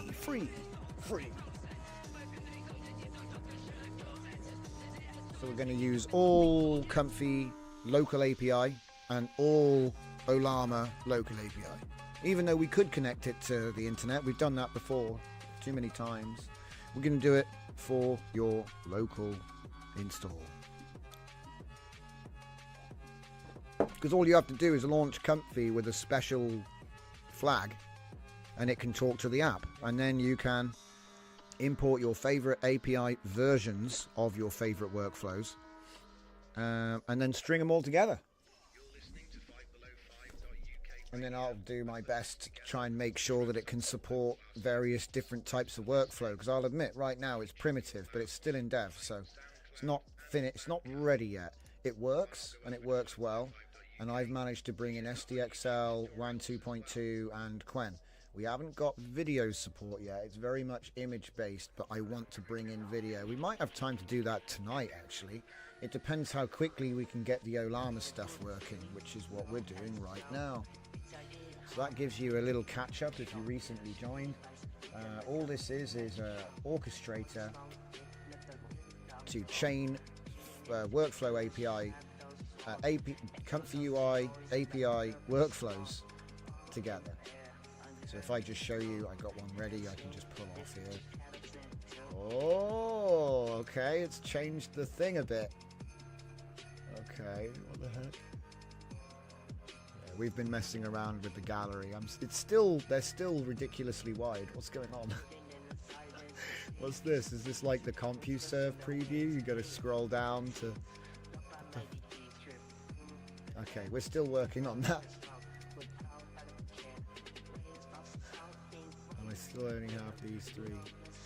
Okay, Control Shift R. Is it still like that? That's funny. Why are they so... They're still really wide. I think I should set the preview to be...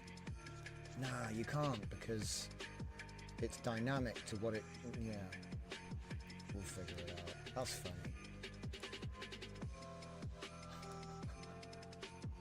What?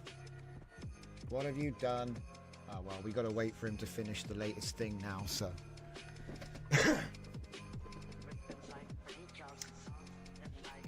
Colin says, this is basically what I was hoping subgraphs would be in native Comfy. It's looking cool. Thank you, Colin. We will be releasing this one as an open source project. It will just appear in my GitHub one day and you'll be able to download it, fork it, chop it, change it, do what you want with it. There's a lot that could be done. I'm only going to do as much as I can and try to keep it open. But yeah, I figure a little bit of processing in between actions. So like my prompt update is the latest agent I've built, where basically if you do like, you have a prompt, you made a thing, you have that prompt. You then send it to an edit like banana, you do a bunch of edits, and like maybe you do a chain of banana edits, right? At the end, it's now a completely different thing. The prompt you had is no longer anything close. So what I do is a prompt update, which uses the original prompt and updates it after you do the edit. So it basically does a little vision check after you've finished an edit, and he goes, here's your new updated prompt. So I call it prompt update. That's the name of the agent. He literally just looks for the change between the prompt and the new image, and then rewrites the original prompt as close as it can, but changing the stuff that changed. So obviously if the background's different, now it describes that background. If the cat is now a banana, it describes the banana. That's the idea. And then obviously you can just have that happen in between each edit. And then when you get to video at the very end of like 6 edits, you've already got a good prompt. And then I have a temporal enhancer there too. We've already demoed all this stuff on different API based UIs, but again, you have to have a subscription to Runware and a subscription to this and that. And so obviously it's nice to be able to develop, because I can just quickly make sure things work. And then what I've done is I've pulled them to local in VS, and then we're using Sonnet 4.5 to adapt it all for local everything, which was always the plan. That's literally like the pipeline, you know, end to end. Start off on web, test it all with API, make sure it all works, develop everything out, bring it down to local, change all of the API stuff to Comfy API, you know what I mean? I had to test the workflow idea, because I think this is actually pretty fresh, because obviously you can just, when you're in Comfy UI, you have a workflow that you use. As long as it's simple, like it's got a prompt and an image in, and it puts an image out. At the moment, that's what I'm, you know, looking at. As long as it's simple like that, it can be chained together forever, can't it? So what we do is we save that workflow as an API type workflow, and then you import that into this, and now you can just chain them together. That's the whole concept, is chaining API workflows for use with your local Comfy. And you can make some really complicated stuff. Do you know what I mean? You can make some really complicated stuff, and then you can just save that workflow for use later, because it's like a workflow of workflows. I'm sure that there will be similar projects, because it's not a, you know, it's not a unique thing to chain workflows. I think the difference is that I'm trying to do it in like an open, accessible way where you can bring anything in. I can't guarantee everything will work, because there's a lot of stuff in Comfy, but I'll try to support image and video generation at first. So, but I think the LLM stuff is nice, because you can do a bit more in this canvas. I'm calling it Flow Runner because it runs workflows, you know. Oh yeah, we need to fix that error. I need to make sure, what did it just do? Oh, llama. Oh, okay, do we have Olama running? Does it need an update? No. Okay, cool. Okay, so it thinks it's running. I'm going to put intern VL. It's connected. Yeah. We're looking, it's coming up green. Okay, LLM processing. Wow, it's got a little brain. Oh, baby. I'm enjoying this. So we've got our intern VL. Oh, it even lets us change it here too, so we could even switch it up if we needed to. That's nice. So we've got a system prompt. You are a helpful assistant. And then we have the prompt input. Why is it purple out though? Wait, pink is the image. Purple is the prompt. Sorry guys, I forget my own... Do you know what I mean? I forget my own coding. So I guess... let me just get my T2I enhancer code real quick and...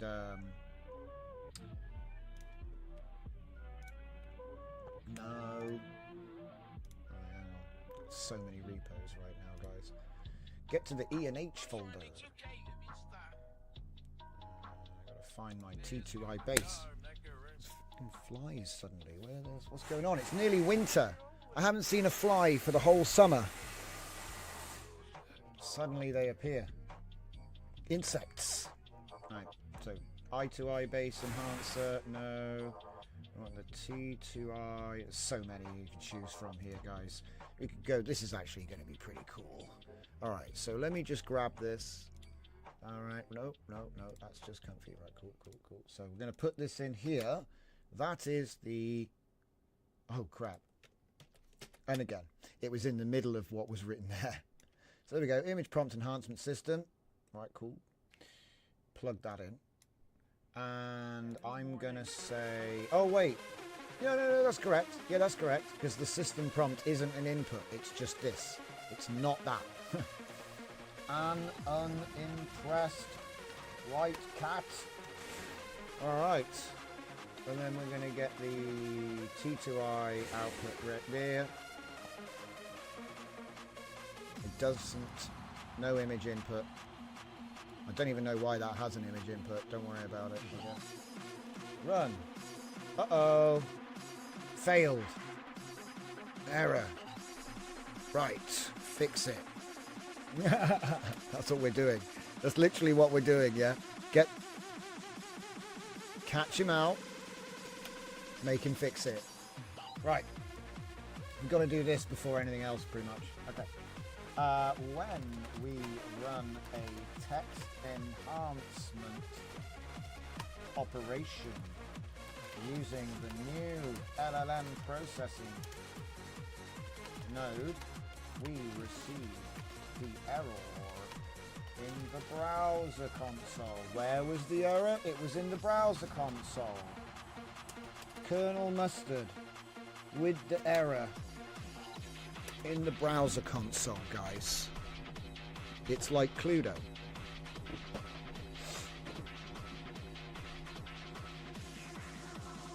And when we get to the next coffee time, we're going to be doing a little bit of a flashback, because I like to remind everybody that we're on like a 6-month loop cycle that keeps going over itself. So we do a thing called coffee time when I go and make coffee. Yeah, obviously, right? But we show an animation of one of our little characters, which we animated with video with the best that you could do back in March. And then we're doing it 6 months later again with a little bit of a Halloween theme, but with ByteDance C-Dance 1.0 Pro, which currently is the best video model for this kind of thing. So what we're going to do, obviously, is come Christmas, New Year, sort of next March, obviously I'm hoping that the local models will have caught up. But it's a nice little, you can literally see the difference, you know, between what we had in March and what we have now. And it's nice to see the progression of this sort of thing over time. So yeah, coming up in 15 minutes. Service needs Olama settings, error handling, errors, vision support included, output chaining, output text should be available as prompts. Yes, correct. What else do we need to do here?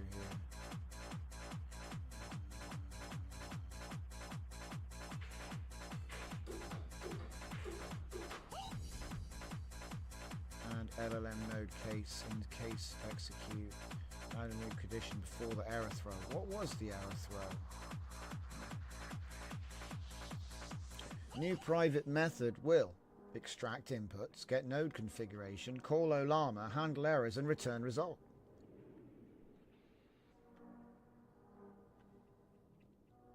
I mean, couldn't have said it better myself. See, people, I've been starting to see papers coming out lately where they're starting to realize that if you just let the LLM do it, he's actually pretty good. Like, if you just tell him, this is why I'm calling it intent engineering. The thing about context engineering is the human provides the wrong context, which gives you a bad result. So actually, you know, I like to see it's like like I said, I keep saying it's like a holographic shape in latent space. So in the model, there's like this intransient shape of numbers, okay? And that represents whatever you're working on right now. And if you give it good context, it's like sharpening that image of whatever that is. If you give it good and clear intent, he can fill in the gaps with what needs to be there. And so what is happening sometimes is the user is bringing bad context. So then context engineering is a double-edged sword, because if you ask for it in .NET when it should be TypeScript or Vite, or, you know, if you ask for it in the wrong, you're going to get a bad app. And it's not because he couldn't do it, it's because it was just a bad application of or a bad implementation choice for like the stack or something. But if you didn't actually tell him, he'll do it in the one that is most optimal. I've started saying we are researching the most optimal pathway to this functionality. So I describe what I want the app to do, not in terms of a language or a specific architecture, or and then I let him go, oh, I think it should actually be this, and every now and then he'll come up with something I've never heard of, if he thinks it's more appropriate, or like I say, I call it something like, we are researching the most optimal route to an MVP. And then if you want to specify, say, written in TypeScript, Vite, and React. The reason I do that is because it's easy to pass it into something like Lovable, which can just make you a one-shot MVP immediately, which you can self-host and show to a client. Like 5 minutes it takes. You can like literally have an MVP demo for a solution ready to go, and like, here you go, you hit them with the email in 5 minutes. And if they approve you, if they greenlight the project, download it to VS Code and develop out all the different features they want. Obviously, at that point, it's up to them how they host it and stuff. Usually, you don't have to do everything, guys. As long as you give good documentation on what their team has to do. And guess what? The AI is really good at doing external development team handoff documents. So you can provide it all like tied up in a nice little bow. But anyway, let's get back to the canvas. I got 10 minutes until break time, so let me see what we need to do here. So apparently he's fixed all the problems and made our life easy. Let's have a look and see what he did. So it's executing the LLM node, text input, LLM processing output, text image with input output. Good, that's what we want. We need both of those things.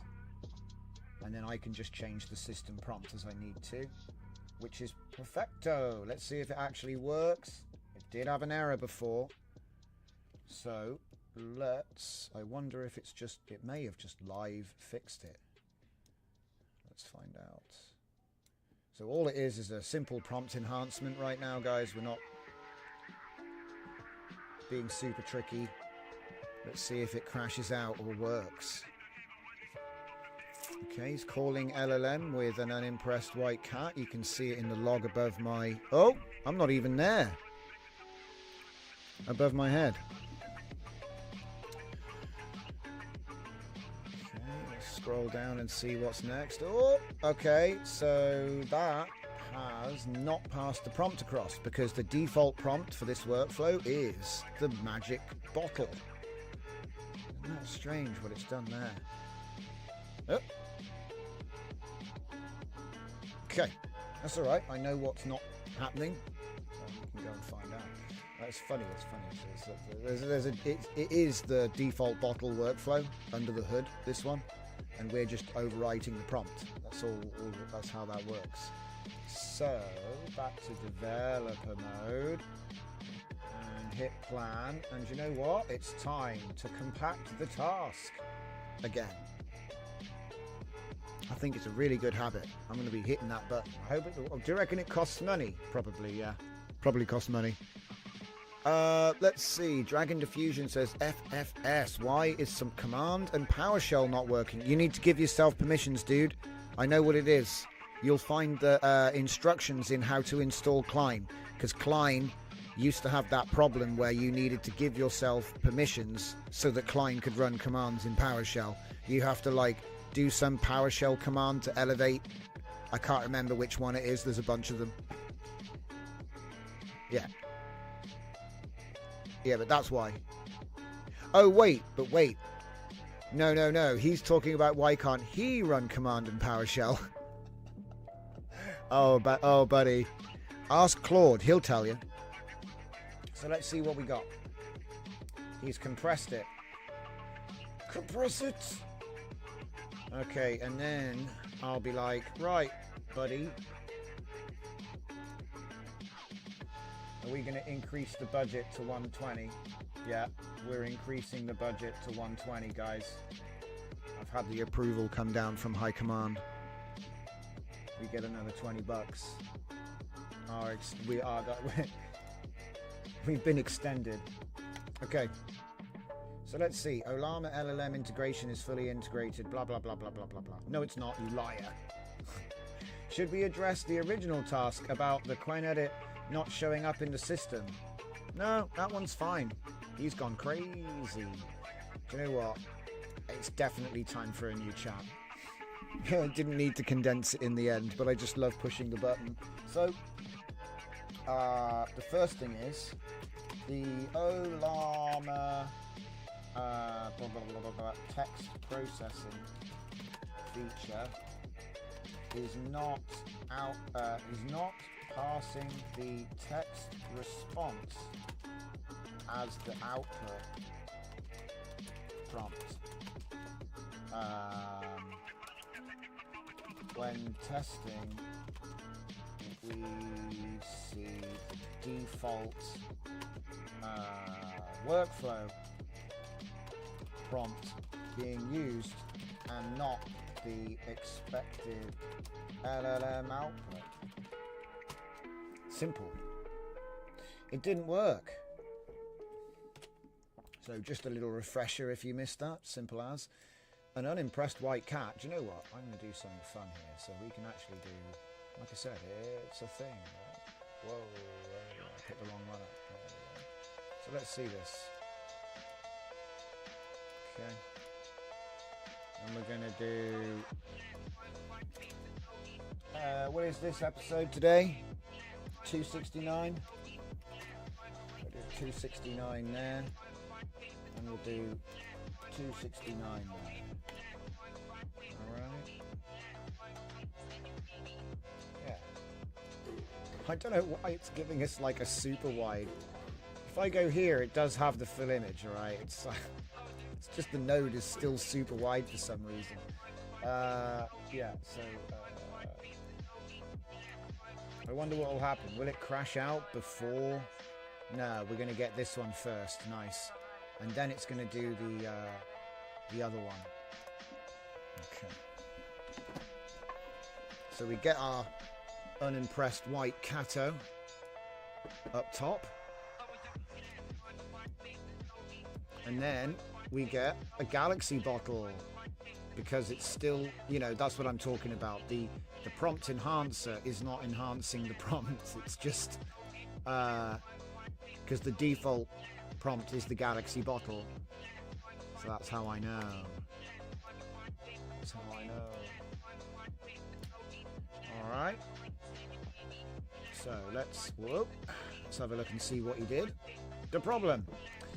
LLM processing mode outputs text, but it's not being recognized as a valid prompt source for downstream workflow nodes. The resolve node inputs method only handles two source types for prompt connections, text input and workflow.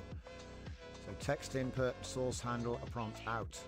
It's missing handling for LLM processing, so the LLM's generated output is never passed to downstream nodes. Additionally, LLM processing uses text out as its source handle, but the code only checks for prompt out. Sad face. Data flow. Add a new condition. Here we go. Isn't that fun? Good times. Would you like me to do it? Yeah, I know he wants to do it. Oh, you're struggling, buddy. I feel you. I feel the pain of the Microsoft curse. You know, the curse of Microsoft. Every time I install Windows myself, I'm like, oh man, I should have installed Linux. It gets more strong every time. But I do keep doing it as well, so.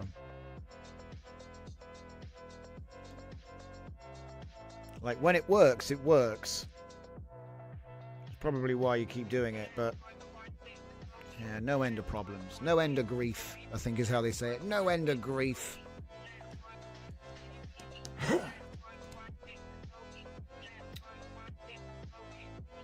But yeah, see, I need to figure out how I'm going to do image only. I think we're going to have to make it dynamic. So we're going to have to give him like a face swap workflow or a post-processing workflow. I think probably face swapping would work first because it's single image, whereas when you get into processing stuff, it's going to be like special effects, you know what I mean? Sequences of images being processed, and then we're like getting into video, so I'd have to do the video support before that. So, you know, you just got to put everything in the right order, that's all. map it out backwards and do a little timeline. Okay. Changes made. All right. You reckon it's fixed? Yeah. I might need to clear the cache. Okay. But I'll just run it. Probably save this as test. Test LLM ENH. Yeah, so I can just pull that up in a minute if I need to. How are we doing? Do we get another error? Doesn't look like it ran it at all. No matching node found for completed prompt. That's not good. Oh, we see an enhanced prompt. Guess what? Injected prompt. It did it. It actually did it. But then it's getting a weird error somehow. So we are, what's that say? Completed node workflow. Fetched one output image. An unimpressed white. Oh, look, there we go. Whoa, what? Okay, it's only 512, guys. We're just, speedy. We're speedy boys. We're using SDXL 512 for speedy. So I wonder why I got two. Oh, I get two of them. Wait a minute. What? Yeah, why did we get two of them? There's only, see, that's what we get from the main one. And then that's what we get from the enhanced prompt, they say. So it is working. That's all I wanted to see, was it was working. I've got different system prompts for different behaviors. The next thing, of course, is the vision input. So let's just get an image, and I will get one of my cats. Not that one. Get that one.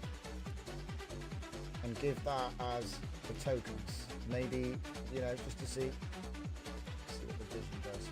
Oh wait, actually, hang on. I got an even better test for that. Oh, I hit the wrong button. Whoops. I got a better test. Use the sunglasses and see if it injects the tokens for the sunglasses, right? Mate, what's going on here? Being silly. Go with the sunglasses. Because in theory, it will inject sunglasses. Even though I didn't ask for him. And then we've got a control up top on the same seed. Kind of pointless, we've already got it, but yeah.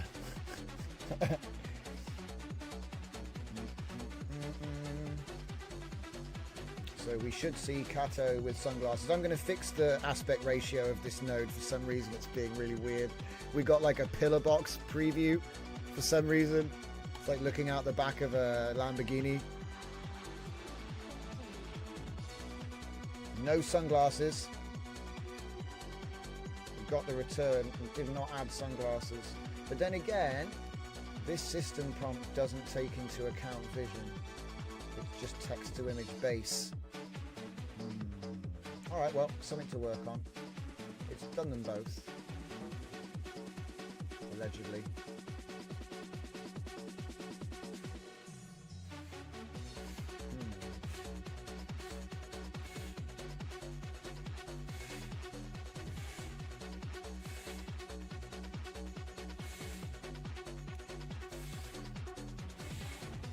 God, that's a weird looking cat.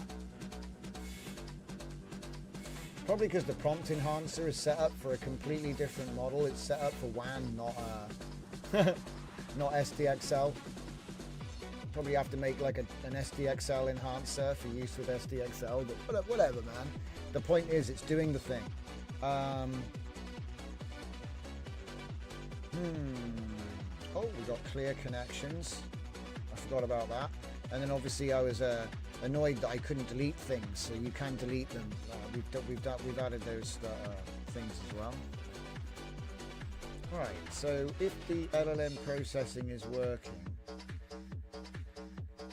it's a shame that it didn't add that sunglasses.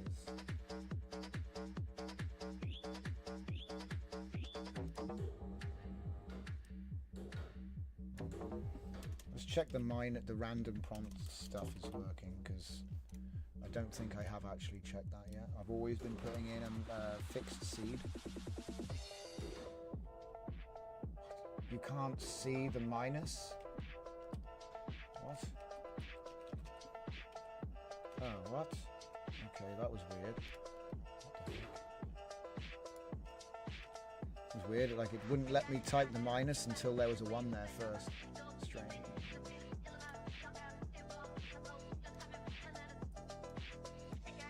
Alright, let's try it again.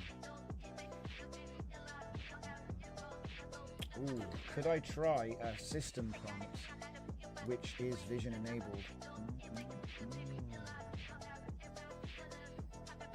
I have a T2i vision? I've got an ENH, but it's 4-sharp with JSON now.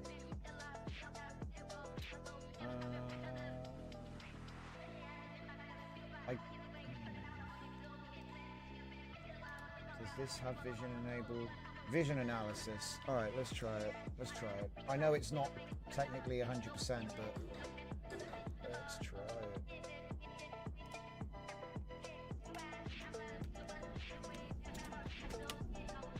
Oh. Yeah.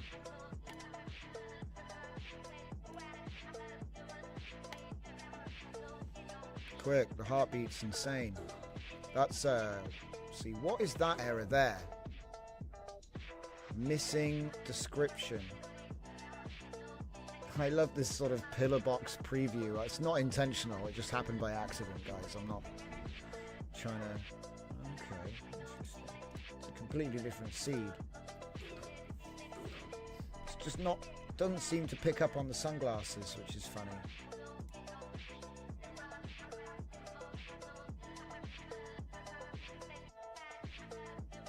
Based on the input image showing a fluffy white domesticated cat with grey markings. That's not what I showed.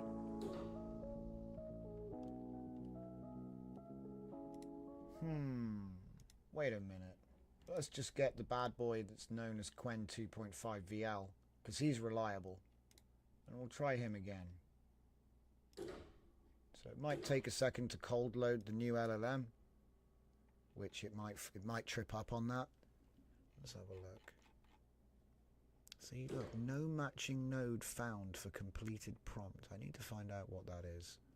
There's some boogs. So we get an unimpressed Cato.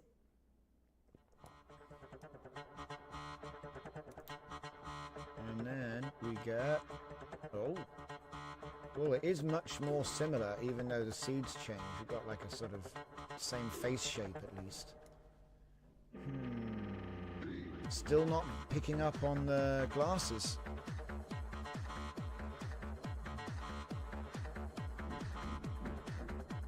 Interesting.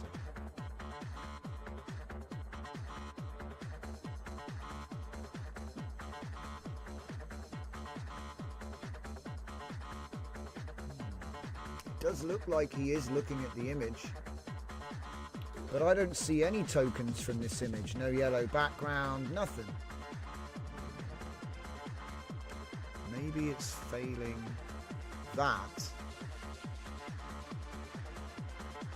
Maybe that is why. I'm going to copy that. It's the only thing I've got to go on. Everything else seems to be working fine.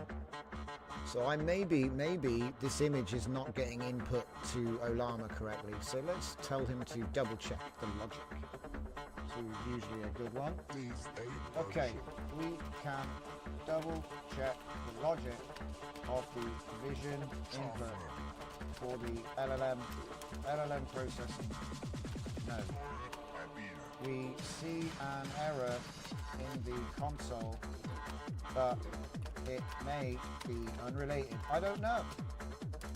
I've got nothing. This is yeah, maybe unrelated.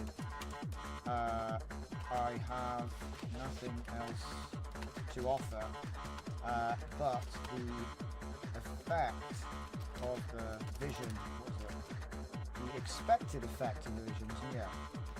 The expected effect of the vision is failing, not present, not yet present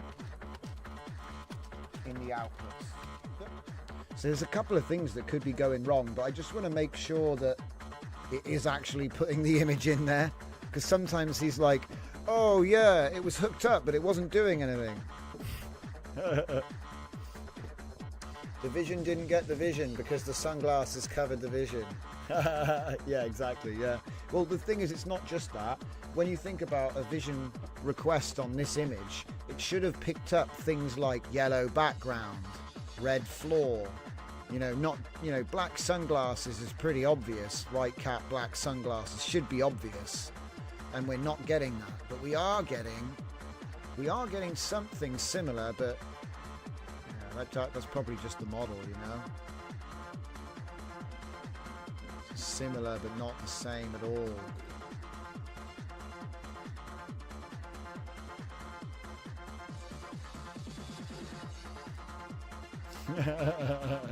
He's definitely looking unimpressed.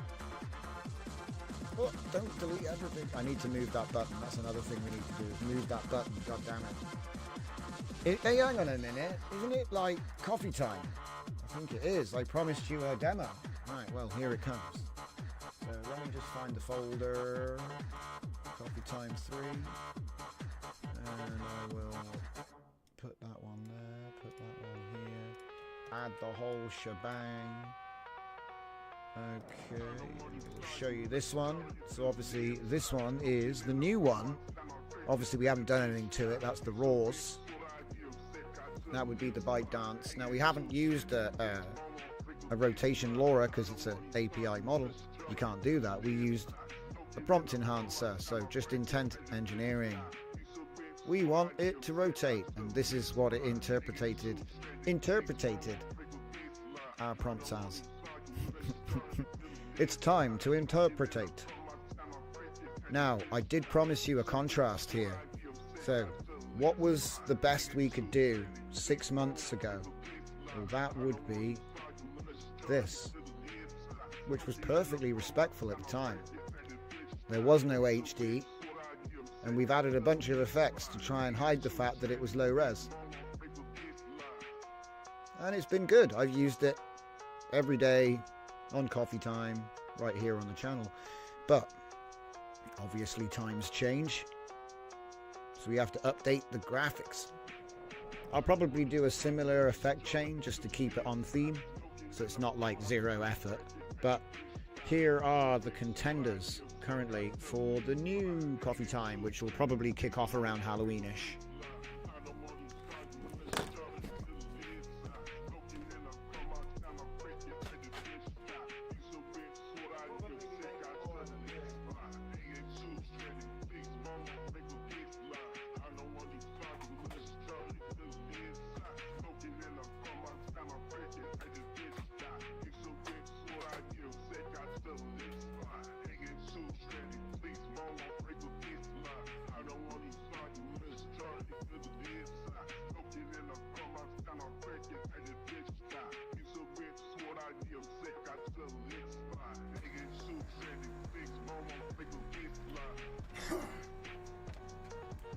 Onwards and upwards, as they say.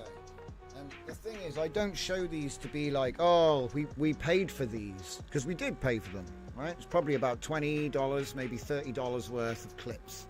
But I show you the failures as well in this sequence, and they're all produced in order. I think we've only deleted, did we delete? No, we haven't deleted any. This is all of them, right?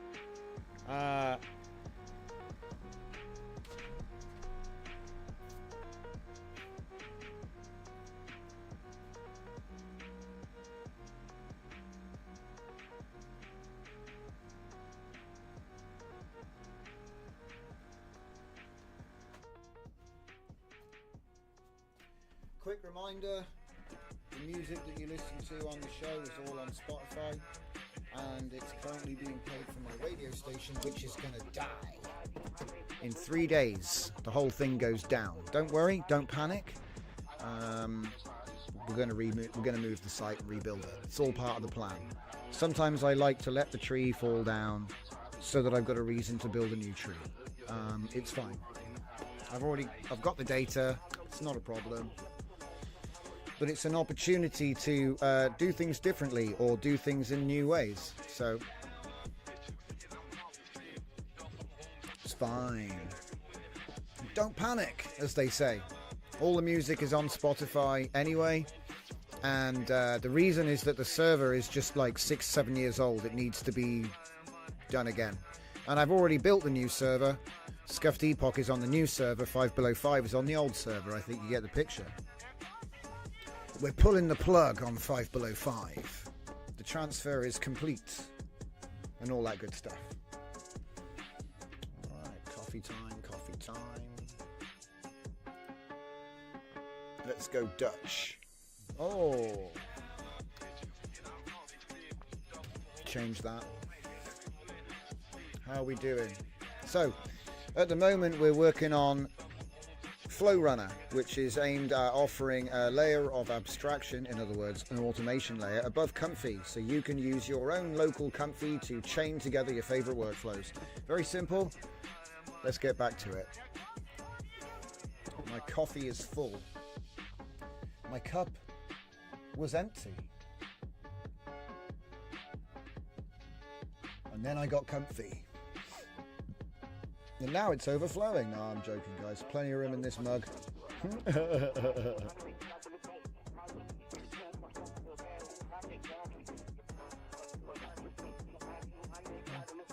Yeah. Cool.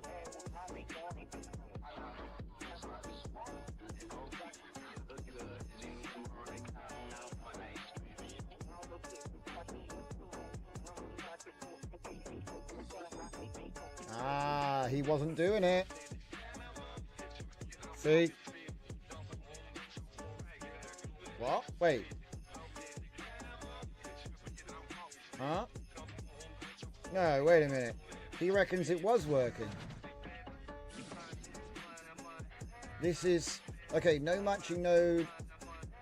It's because LLM nodes don't generate comfy prompts. They use Olama. So WebSocket can't find them. It's harmless and can be suppressed. Oh, okay. So it's not actually the problem. He's just fixing something else right now. Uh-oh. Don't do this. This is bad. Everything was going so well. No, not the premature close of death. Hopefully we can get out of it.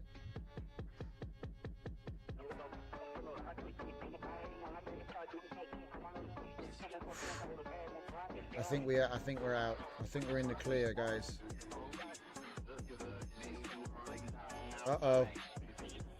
Uh-oh. Uh-oh. Don't worry, he just does this sometimes. He's probably... Yeah, he's actually finished. It's funny.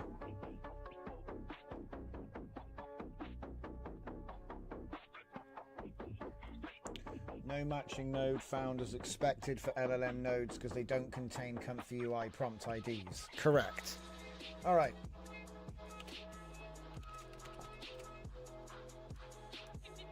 All right. So let's run it. And I still think maybe a text debug, so like show text, would be a good idea for a default node. So we can actually see what it is that's coming out of here, you know what I mean? I think that would be a useful thing. Because if you have like a really long chain... Oh. Interesting. I don't know what the hell is going on with the vision right now. It seemed to just make it into a cartoon. Which is weird, because... I mean, maybe he sees that as a cartoon, I don't know. So text to image is working fine. I need to see what he's actually saying, don't I? Yes. Yes, we do. So we're going to implement a new node, a show text node. Yes. I'll just say it. We will implement a new text display or show text node, which is designed to be connected to the output of any workflow node. And all it does is display the text which should be coming out of that node. That's all it does. Display text or show text. You can choose. Should we say show text? Yeah. Just make the decision. We'll make the executive decision, guys. It's going to be called show text. Yes. This is a debug node which is used to check the output of a particular workflow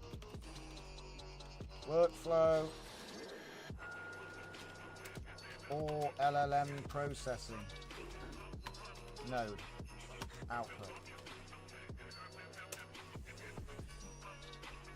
Good times. Where's my coffee? Do you know, it's funny, I went into No Man's Sky because they got this whole new, oh, you can build a ship now. I was like, that's cool. I went into No Man's Sky, I saw my bunker in the side of a mountain, and I looked at my ship, I looked at my buggy, and I looked into the distance. And then I quit and went back to VS Code because I was more interested in finishing this project. It's quite funny. They were like, oh yeah, here it is. And I was like, because I'll be real, I couldn't even remember, much beyond movement, I couldn't really remember much beyond basic movement. And it was like constantly, I'll do this, do that. I was like, do you know what? The most fun I had for a while was just going into Metal Gear Solid 5 and just being in the map. I wasn't even trying to do an objective. I was just chilling with Snake. It was cool. But it's like not really a game. It's a screenshot simulator, isn't it? You're just sitting there watching the Russians do stuff in their bases from a distance with an anti-material rifle. Just like, yeah, they're chilling. They're doing stuff. Right. Good times, though. Same with Red Dead Redemption. You just kind of go in there and ride about for a bit, and then you're like, I should really be getting on with that thing. It's funny. It's like, this thing's bit me pretty good. Okay, so I'll analyze the code base. Yes, you do that, my guy. Register with the flow canvas. Yes, that's right. We're going to need a new default node. Terminal node, no output handles. This is for debug. Yes. Auto updates, visual distinction because it's a debug node. Use an eye or monitor indicator. Okay, yeah, you can do all that stuff. That's some super cool ideas. Well done, my guy. Keep going. I like this developer. Claude 4.5 is pretty sick.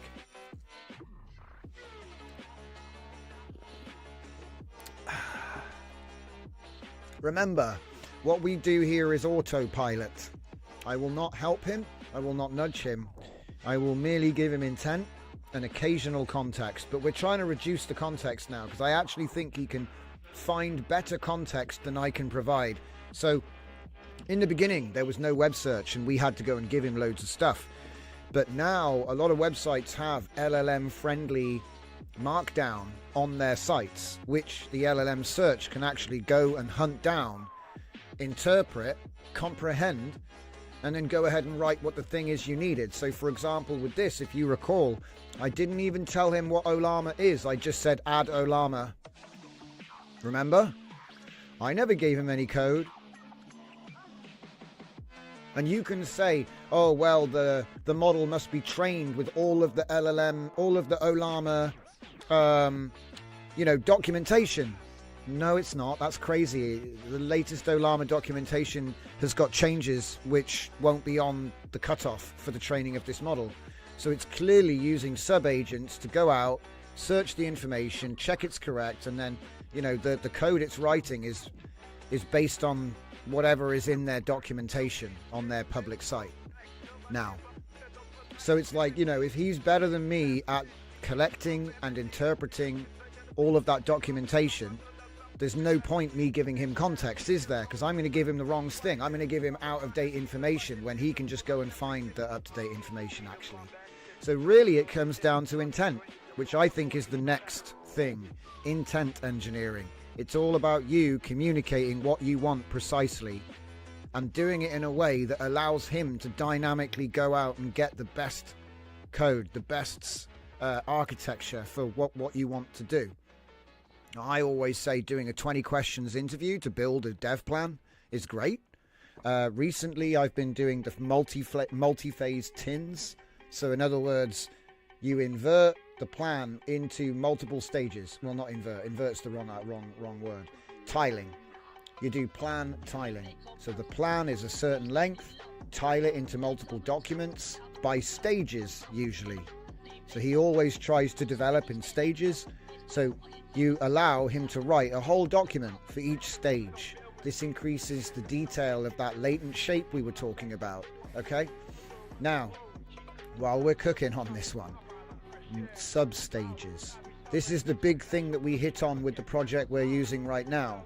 It had 6 phases or stages, and when we put each stage in, the first thing we told him to do was, here's stage 1, break it up into a sub-stage document, and then process each sub-stage. So now not only do you have like Le Grand Plan, which is 6 times more detailed than your simple one-page plan that we used to use, and that's what all the LLMs use in their handoffs, and that's what they all are, because there's a 50,000 character limit. You're into character limits, right?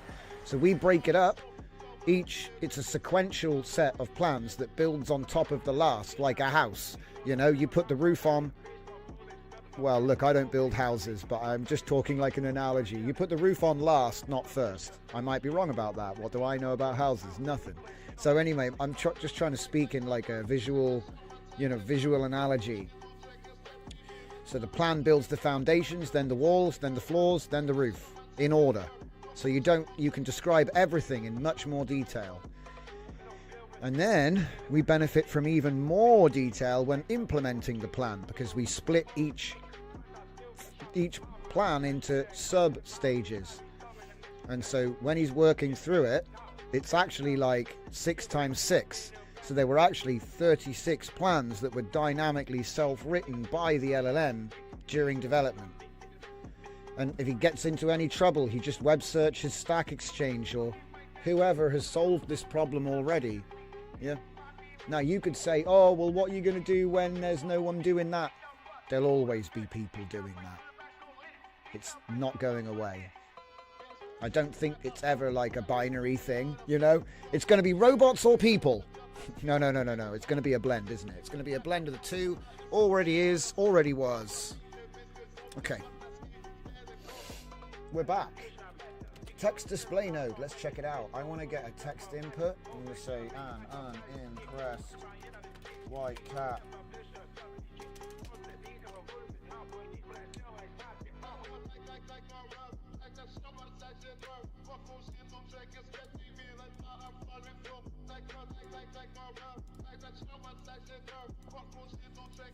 We'll use Quen25VL and we'll put the image in and we'll put the same prompt in and then make another, no, not that one.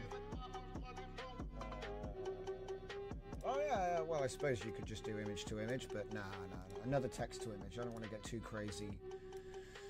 So the text is going to go in there. So it's going to be more like this. Oh, that's going to end up being bigger, isn't it? It's going to make it wider. Yeah. So we're not really doing any crazy chaining right now. I'm just trying to debug the LLM. So I forgot about the text display. All right, fine. I got to actually hook it up. Got to actually hook it up, mate. Can we do that? It's so cute. What the? Huh? Huh? How do we go from a cat to a dude? What happened? That's funny. Oh, but wait, the background is yellow. Okay, that's actually progress. So funny. Why did it change it to? Oh, there's no system prompt. All right. Let me take this one. No system prompt. That probably is a factor. All right.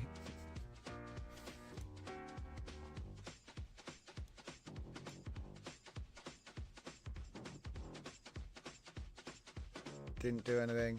Not seeing any output in the debug. Okay, we get a new image. It's got a distinctive background. which is not... I mean, this isn't image to image, I've got to point out. And that's why I need this. Why are you not giving me the thing? Let's try another one.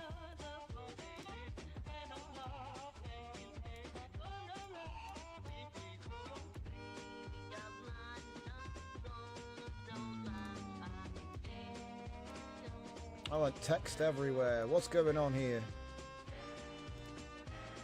Not seeing any outputs. Connect a text output to view its content. Doesn't seem to work. No errors anywhere. Hang on. Text display node received undefined. Good stuff.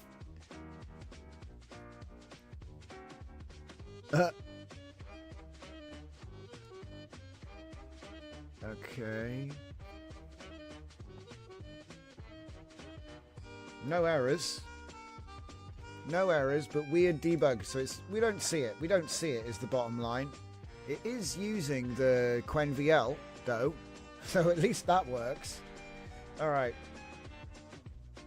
That's funny. So, when we use the text display node, what's it? Display node. We do not see any text. I mean, hey, look, you know, if there's no text coming out of the output, that's a problem, right? We do not see any text from any output node.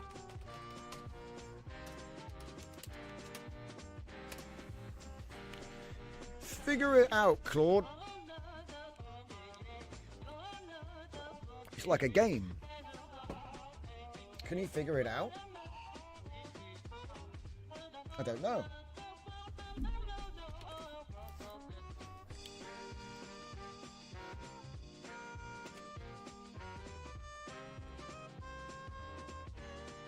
It's probably just something to do with the different names of the, you know, he's called it two different things that are the same but different, and now they should be the same though. And yeah, it's usually what it is.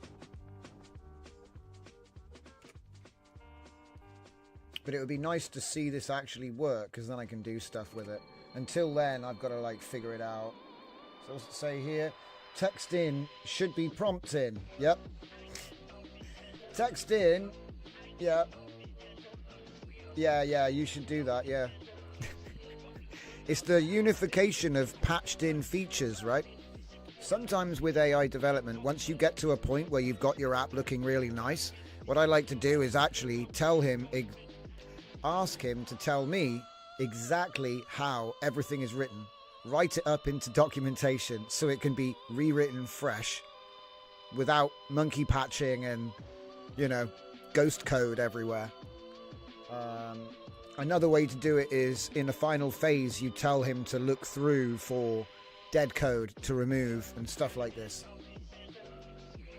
But I think it's actually better to just refactor the entire app once you've finally decided what all the features are supposed to be. He'll have a good way of describing that. And like I said, multi-phase tins is the way. Because you could pretty much respin it into a completely different platform using that. Tins is there is no source, and you'll find it up on thereisnosource.com with a bunch of GitHubs and good stuff. Works great.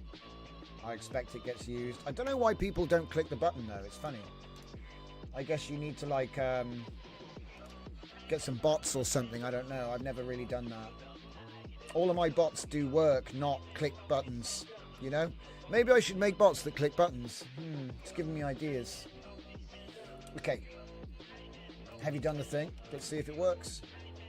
Might have to refresh it. Don't know. Error.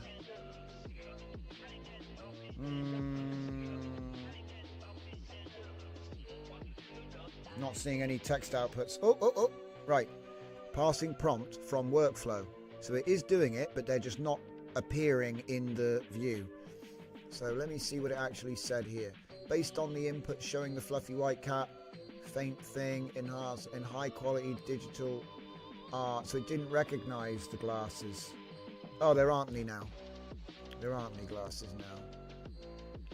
Background is minimal, focusing on the cat. Text display based on the input image showing the... So it's trying to do it, but the this element doesn't seem to... Ah, I know. Got to go again, right? Test it on MENH. Okay, this will be fine. Get the text display and attach it to the LLM itself. So I just get the raw. That'll be good. Alright.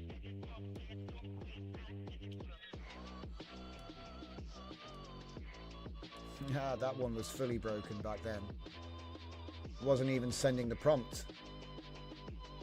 So if we get a cat, at least it's sending the prompt, but yeah, there's the cat. And it's using the image prompt enhancer. Which one is it? Vision? No mention of vision there.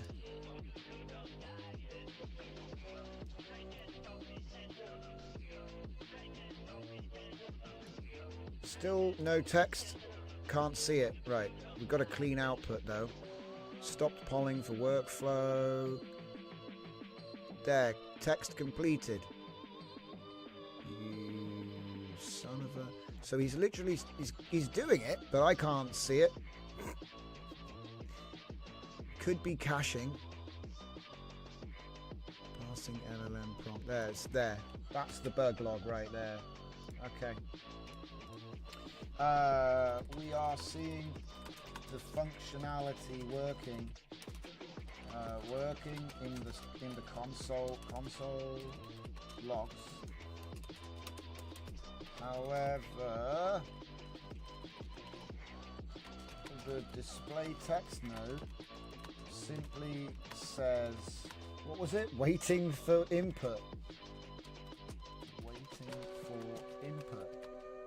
Despite being connected to the LLM processing output. The same happens when connected to workflow outputs.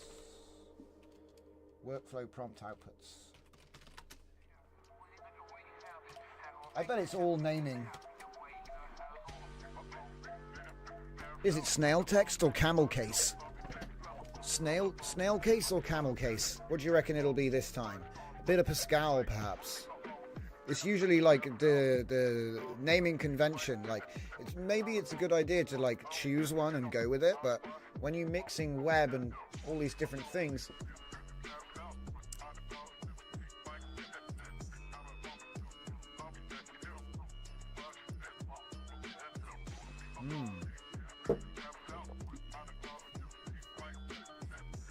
super coffee time. Oh man, I'm so glad the power's back. Oh man, the power was back. Oh man. I didn't realise, really, I didn't realise the power was down where I was living for a couple of days. My God. I mean, I got loads of sleep. I was sleeping like a bear. It was like hibernation time. Chuck me in cryostasis. I just came out for the live streams, pretty much. There was nothing to do when I wasn't here. But then that's why there was a pre-stream, because, you know, I had to come here to do my stuff. And it was funny, I was hanging out with Fernicar in the Discord chat last night. We were like using the laptop until it ran out of battery power, because I could still use my phone to do all the coding. Because that's the funny thing, if you remote access to an internet-enabled machine, your machine doesn't need to be that powerful, so it doesn't use that much power as you're using it. Of course it does, because you've got, you know, your machine is still plugged in at the other end, but it was just funny, you know, because we're like vibe coding the crazy, building the software, and the battery's like below 10%. How many prompts can we get done before it dies? It's kind of an interesting vibe. Right, so let's read the fix. It's always a good idea to read the fixes, guys.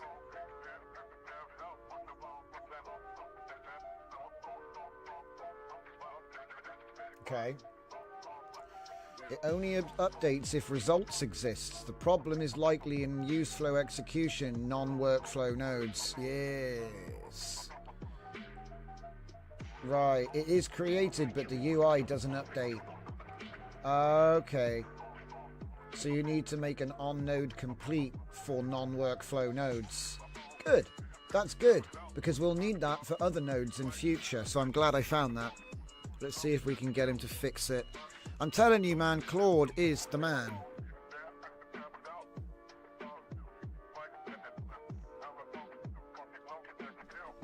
And ever since we've gone to Claude 4.5, it's been nothing but smooth sailing. Can I think of anything which he had struggled with? Not yet. Not yet. Not yet. And we've given him some pretty tough stuff to chew on. I don't want to hope him up too much because he'll probably break everything live. We're coming up on the final half hour now, so obviously, you know, if he was going to bust himself out, that would be the time. Like, usually it's the last 10 minutes that everything goes pear-shaped. But technically, we're already past that because I started early tonight. So, like, that should have been, like, over nearly an hour ago.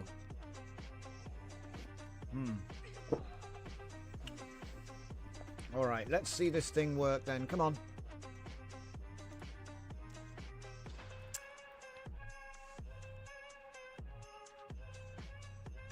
Oh, I'm not even putting anything to vision right now. Still nothing. Oh! No faith. No faith! So we got him.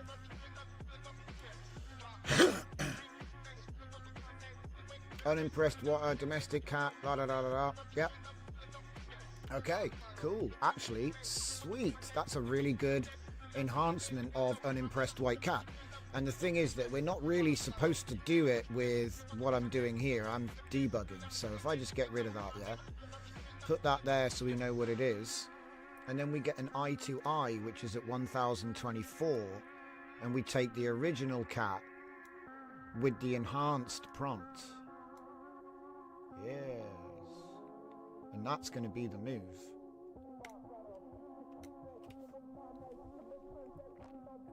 Alright, let's see it. Same model, so it should be fast-ish. Okay, first one done. Second one's coming up. Oh, there it is. Let's have a look in the gallery, shall we? I think it would be, so this would be the 512 version that we got, and then it pushed that into image to image with the enhancer. Look at that, that's not bad for 1024. That's pretty good. This is SDXL for the speed. Okay, now obviously obviously now we've got like a nice, so we started off with, we started off with an unimpressed white cat. It's then used our system prompt. There's no vision though. Because we could put the vision in there and see what that does. But to be honest, what I want to do now is switch him over to the Quen and then give a new text instruction. Sunglasses on the cat, please. Take the image out of there, and of course it'll go up to 1536 being Quen. So the cat is wearing dark aviator sunglasses, and you may or may not get aviators, I guess. You may or may not get them. Let's just put that there for the sake of keeping it compact. I don't know why it's given me this sort of I just need to tell it to stop doing letterbox mode, guys, but it is kind of funny. Letterbox mode previews. Oh dear. Keep them because it makes it unique. The gallery still has the full image size, so it doesn't matter. Anyway. So obviously the first two are going to be done pretty quickly. But then this one will take a while because it has to cold load Quen. So as you can see, he's already started. And Quen was taking forever when we loaded it earlier. For some reason, it was taking 20 minutes to do 8 steps. I was like, bruh. And I think it's just because I've got no swap space on my hard drive at the moment.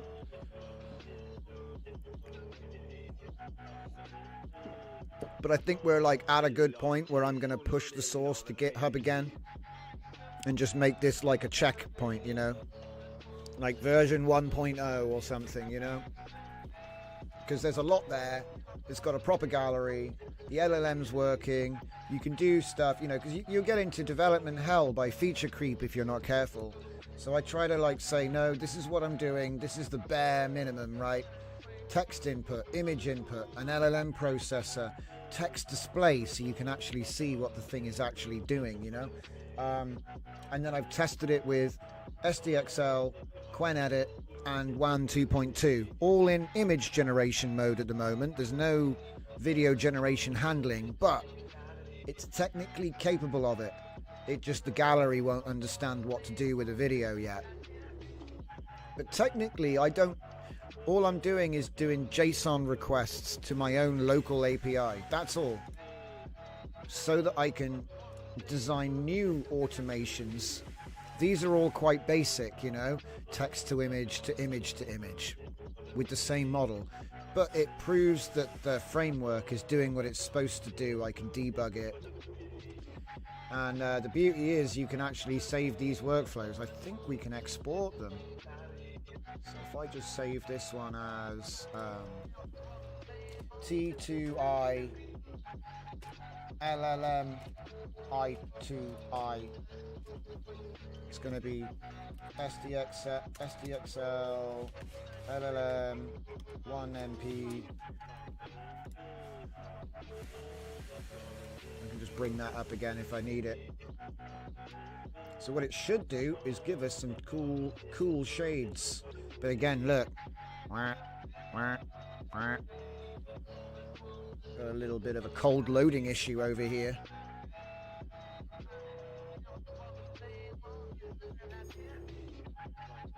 Not much you can do about that. So I think what I'll do is I'll take this opportunity to push the code, push the source, and hope it hasn't gone over 100 files in the source folder, because I tell you what, that's annoying. All right.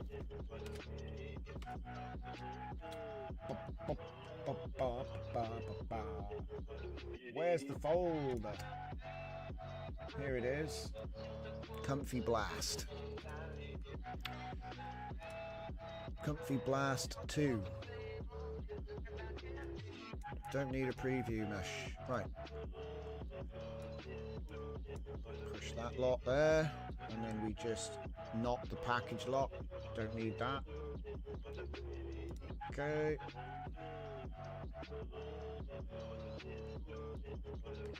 And public images and docs.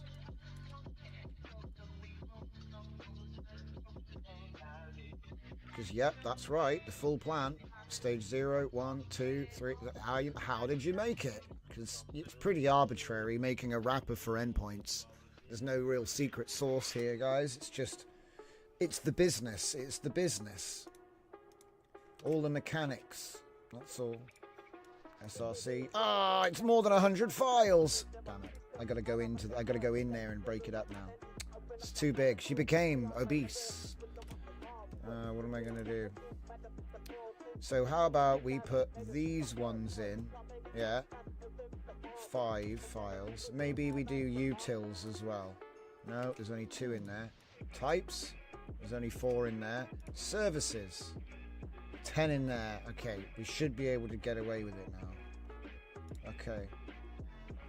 And then I'll have to go into SRC and do the rest. Hopefully.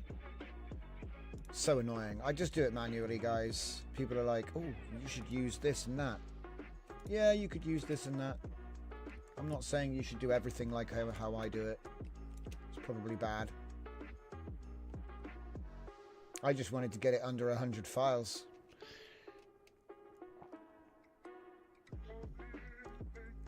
Like, why don't you use push and git and all that stuff?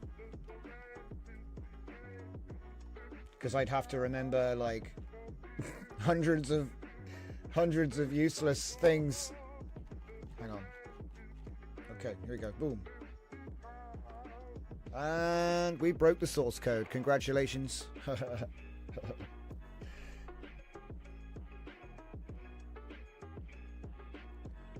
My favorite one is when you decide to use all the internal pull requests and stuff and it fails, and then you have to do like a resolution conflict and you break the entire project. That's my favorite part about GitHub.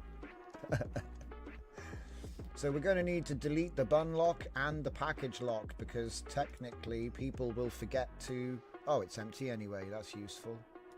Get rid of that. And then this one as well, because technically you got to make your own when you install it. So if you don't delete it, yeah, problems. Get rid of them. All right, cool. Other than that, that is now another successful push. I would call that version 1.0. Oh my god, what's version 0.0? That's a good one. That's a good one. Version 1.0.0. And long may they be more of them. There we go. So looking at the README which I've been working on, obviously we've changed a bunch of stuff today and added a whole bunch of new stuff. But that's what it is. Comfy Flow Runner, designed for the automation of your API workflows, which you create yourself in your own Comfy and add to this, and then it just allows you to chain your workflows. Basically, I could have called it Workflow Chainer, you know, but people already associate Chainer with upscaling stuff. It's the same idea, really. Just using your... These won't be built in by the time we've finished. Because I don't know if you have these models, right?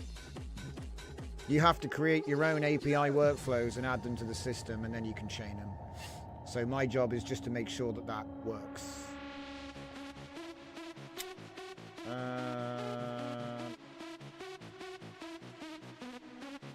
Anyway. Have we done it yet? Are we still cold loading? Oh no, wait, guys, guess what? It says 0.0 of 8. Oh, I'm getting excited.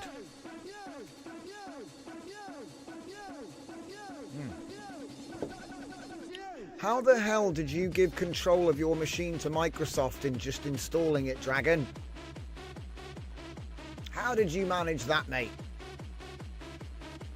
Don't give him control of your computer.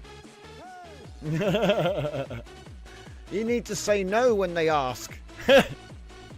Because everybody knows that when you click a no button, that means it doesn't do it. 100%. If I click no, the computer can't do it because I said I clicked the, you know? The new update from 10 to 11. I don't think it's really a new update, Dragon, but maybe it's for you. You took it back off them. Yeah, I'm glad you've managed to wrestle control of your machine. Indeed. I don't think this is ever going to load, guys. It did work earlier, though. I put up a bunch of demos. I think I need to like clear my hard drive out because I'm running out of space. Yeah, this is looking nice. It's looking a little bit weird with this pillar box setup, though. I think we might actually set that up. I'll be like, why are the nodes stupendous? All right. The workflow nodes are simple wide, and it is like looking through a pillar box. A pillar box window. We need to ensure that the size of the image the size of the workflow, the size of the workflow node adapts to the output image size proper, not by width alone. as it currently behaves.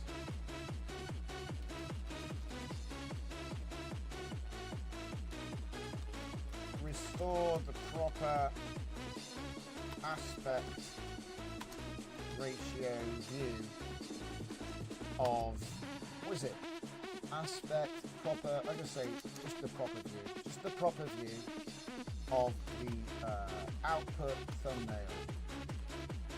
Okay. That's pretty good. Should be fine. That's probably all you need.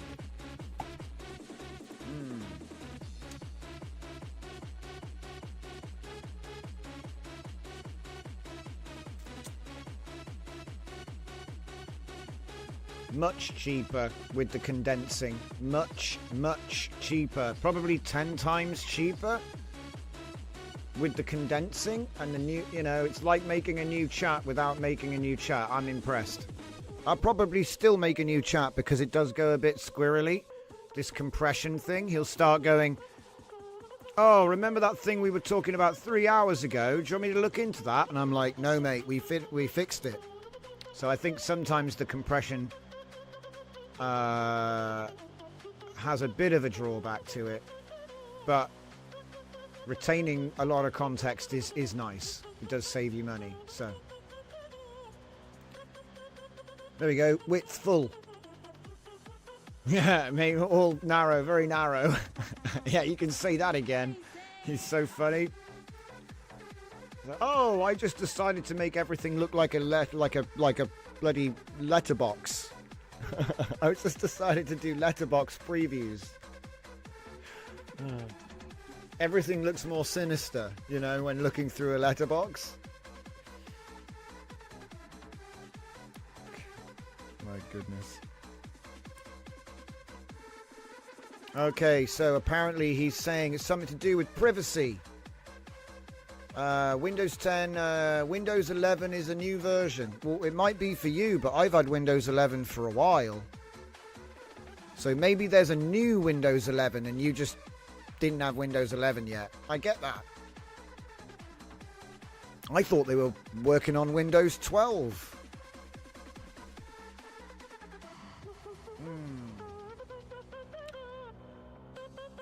It says container expanded from 128 to 256 max height.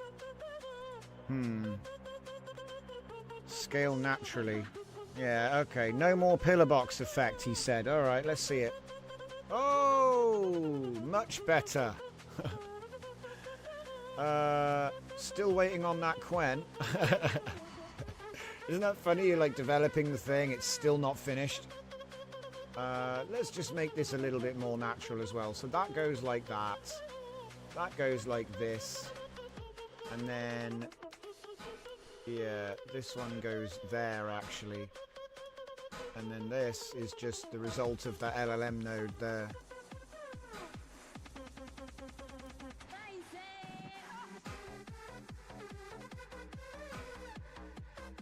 Much more. Put that there, and that's what's going on. So text in, makes an image, does LLM processing on the image. Then there's our enhanced prompt. Uses the image with the enhanced prompt, and then sends that to QuenEdit to add sunglasses, which does work. But my computer's fried, I think. Look at it.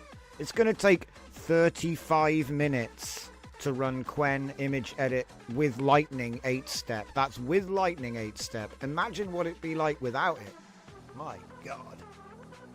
I bet it's super slow. So this happens, by the way, because look, loaded partially.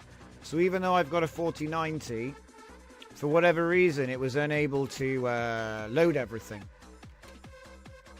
Do you know what I think might be a good idea? Maybe what's happening is it's actually keeping SDXL in memory.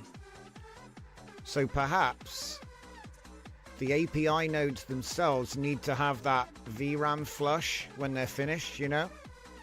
I've got it on my, I can show you an example. Where are we? Here. These nodes. Maybe we need to add clean VRAM and clear cache to the end of the API node. You know what I mean? So that it doesn't run out of... lock all the VRAM into... Because I don't mind if it can, you know, it should be, but like I said, this could be an effect of the chaining. Do you know what I mean? It's not used to us doing that. Perhaps we need to purge VRAM. The easiest way to do it would be in the workflow, so that it just does it as a course of doing it. Yeah, it is, yeah. That doesn't matter. It's an API request, so all we have to do is set it up. It's up to us, yeah? Because you got to think, it's up to us. We have to ask it to do the thing. It's not going to do it by itself. And it would be silly for me to code that in when you can just add it to your workflow node. So I think because I didn't do it with these ones, that's why it's hanging on this. But it's also not helped by the fact that I've got no bloody hard drive space left. 71 gigabytes. My page file is 75. So, and there's only 23 gigabytes on the drive where the models are at. So maybe if I gave it some breathing space, I know that that's a factor, so I'm not going to criticize. Shoving in, yeah, it should, yeah, exactly, yeah. Just modify the API workflow to flush at the end, and I think that'll solve it. But I'm going to keep working on this, because we can add in audio stuff, we can add in video stuff, there's a whole bunch of stuff that you can add in. And it just, like I said, it adds an abstraction layer on top of Comfy, which enables you to automate your workflows in this way. Let me show you a screenshot from my images folder. So here we have Float Runner, and here we have the workflow that made it. So, as you can see, this was before we put the dark mode and all the nice theming in. But you can see here we're doing SDXL 512, SDXL 1024, and then we're doing QuenEdit, QuenEdit, QuenEdit. Just like my banana chain or context chain from Flux. Same thing. And so there it's possible to set up these sorts of automations of multiple workflows, which is kind of nice. And I think this is a cool direction to go in. So I'm going to keep going there. Very fun, very fun. I wonder if Lovable gave me 5 more credits. Here's the prototype, guys. See? Just literally, all it does is send a JSON to my local. This is how it started. And built with Lovable.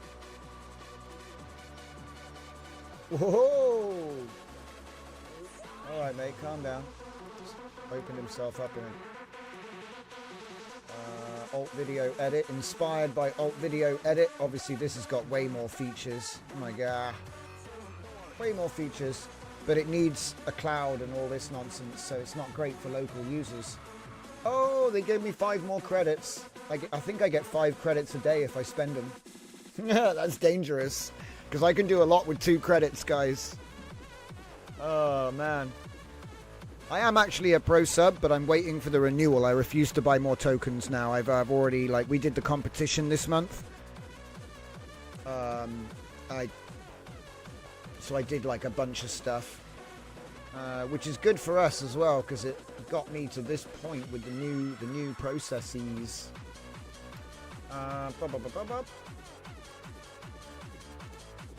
Actually has gallery now. It's a bit weird how it's displaying the results though. I think they're categorized by workflow somehow. But as you can see, we have been quite busy.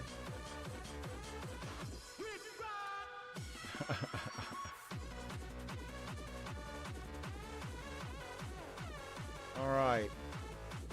Gotta move that button, man. Why would you put that there? The AI doesn't really understand it's in the same place, see? Oh, wait, did it just finish? Okay, looks like the lightning sped up. It only took 15 minutes, not 45 or whatever it was saying it was going to take.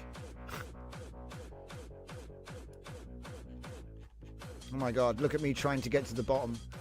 Yeah, we got our image in the end. Yeah, boy. He's got the aviators on. Sick. Well, they're a bit more like Wayfarers than aviators, to be honest, actually. But they are Ray-Ban style, so it's close enough. Close enough. And that would be eye-to-eye edit Quen 1536. So if we go into our gallery, yeah, there he is. All right, very happy with this in the end.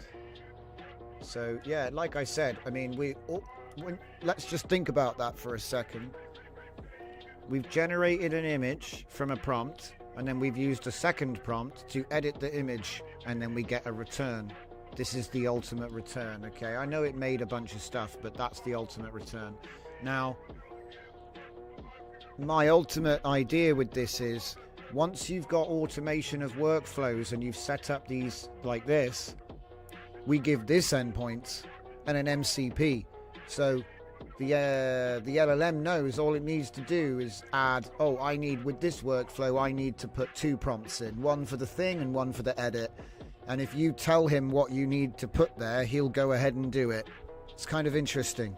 It opens up some trickery, because you can like predetermine what he's going to do and do multimodal, and then have that just all be done and returned as one go, one action.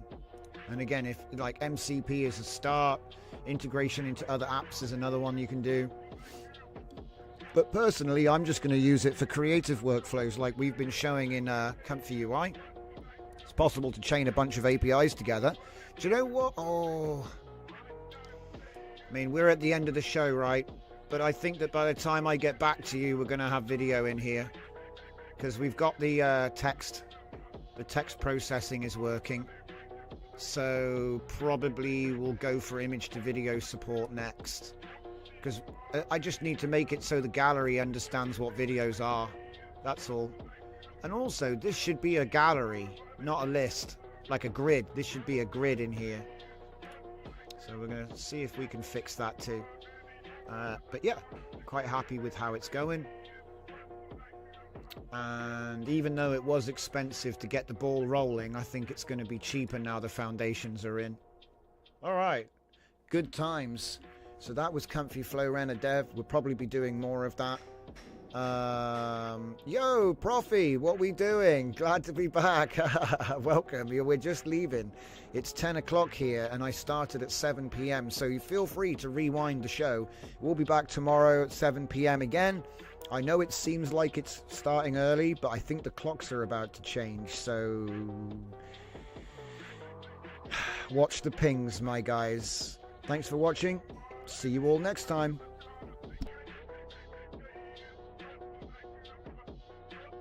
Alex, the rest of your eminence deal. Enemies run south. It's not smash again. It's just. Hey, Mom, I'm buying everything goes miss. Just the one again, like, when you say you can keep it check. I'm fine, that was something.